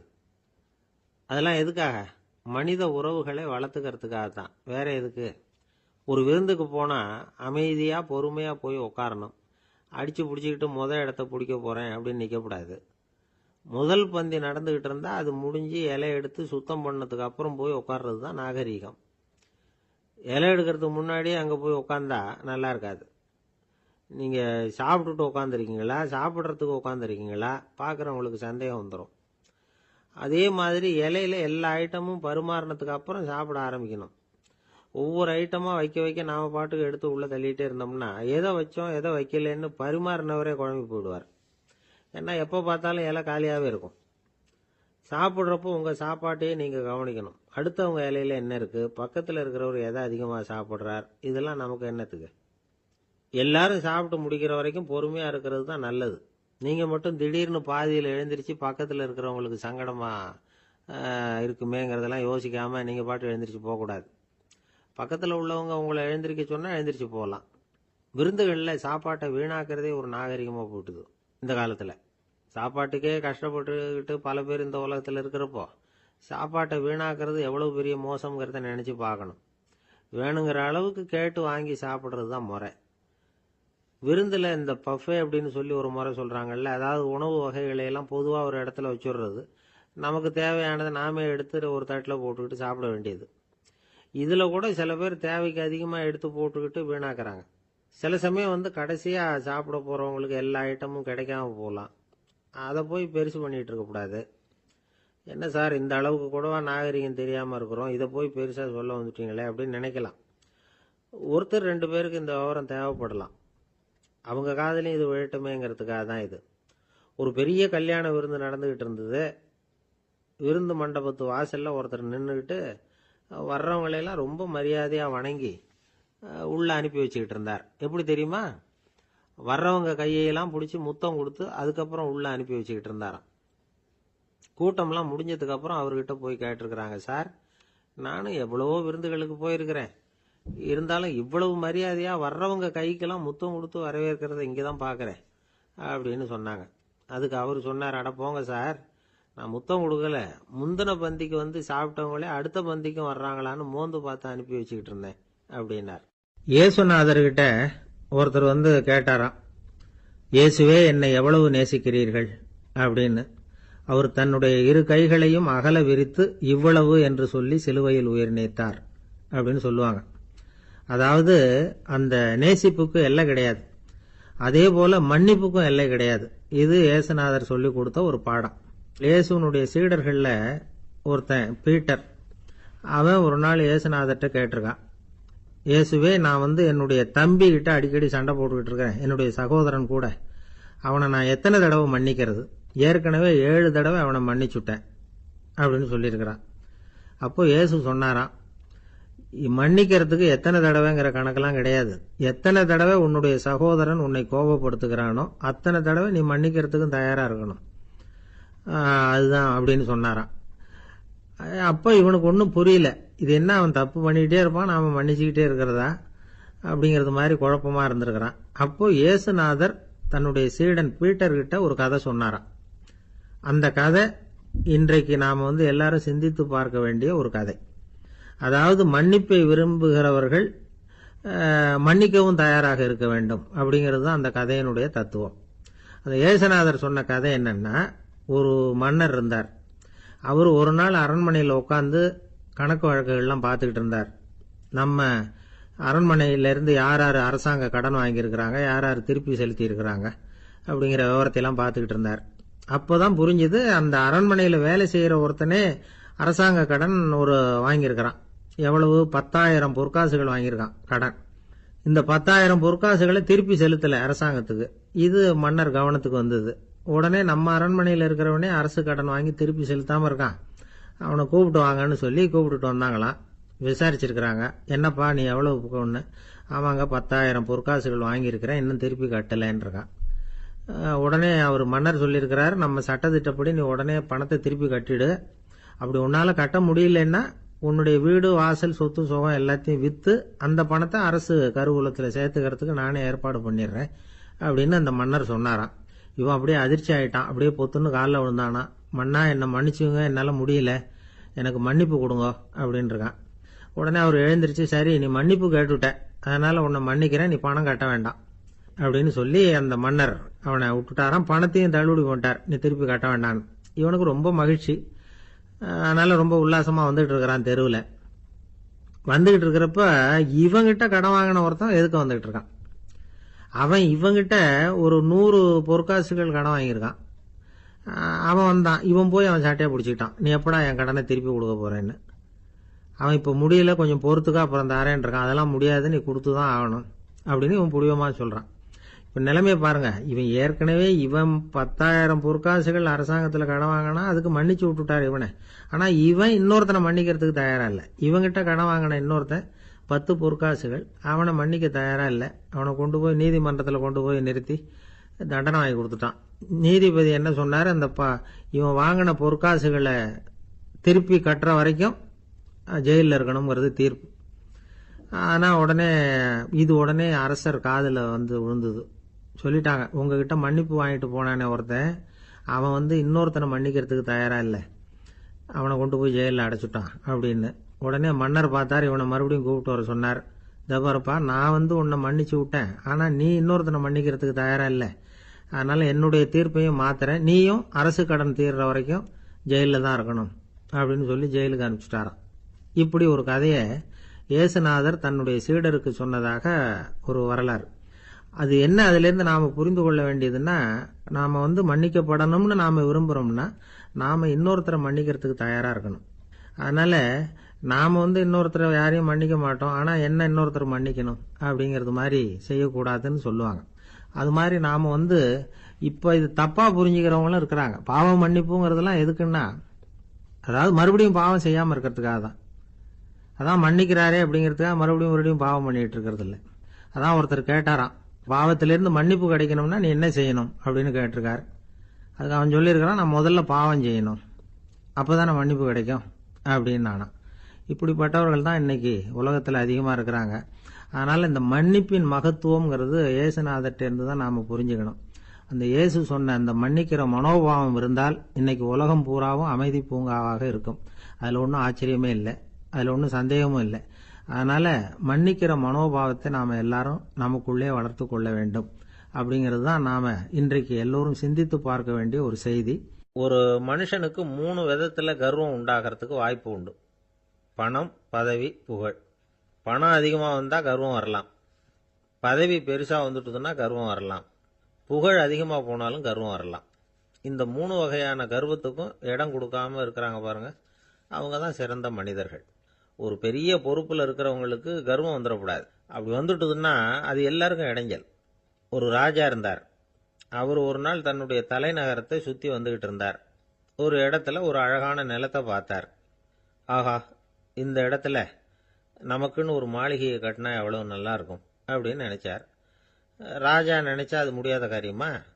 சரி, இந்த நிலம் யாருக்கு சொந்தம்னு விசாரிங்க அப்படின்னார் பக்கத்தில் இருந்தவங்க கிட்ட. அவங்கெல்லாம் ஓடி போய் விசாரிச்சாங்க. அந்த இடம் ஒரு வயசான கிழவிக்கு சொந்தம், வயசான அம்மாவுக்கு சொந்தமா. அந்த அம்மா தான் அதில் ஒரு குடிசையை போட்டு குடியிருந்துட்டு இருக்கிறாங்க. சரி, அந்த நிலத்துக்கு ஒரு விலையை நிர்ணயம் பண்ணி அதை அந்த வயசான அம்மா கிட்ட கொடுத்துருங்கோ அப்படின்னு உத்தரவு போட்டார் ராஜா. ஆனால் அந்த அம்மா, இது எங்கள் பூர்வீக இடம், இதை விற்க மாட்டேன் அப்படின்னு சொல்லிவிட்டுது. சரி, 2 பங்கு விலை கொடுக்குறோம்னு சொல்லி பாருங்க அப்படின்னாங்க. அப்படியே சொன்னாங்க அரண்மனை ஆட்கள். அதுக்கும் சம்மதிக்கலை அந்த அம்மா. இதை கேள்விப்பட்டதும் ராஜாவுக்கு கோபம் வந்துட்டுது. தன்னுடைய ஆளுங்களை கூப்பிட்டார். போய் அந்த குடிசையை பிரித்து எறிங்க, காசெல்லாம் ஒன்றும் கொடுக்காதீங்க அப்படின்னு கத்தினார். அவ்வளோதான். அடுத்த நிமிஷம் அரண்மனை ஆசாமிகள் போனாங்க, குடிசையை பிரித்து எரிஞ்சாங்க. அந்த வயசான அம்மா இருக்கு, அதுவும் அந்த இடத்த விட்டு துரத்தி விட்டாங்க. அந்த இடத்துல ஒரு அரச மாளிகையை கட்டி முடிச்சிட்டாங்க.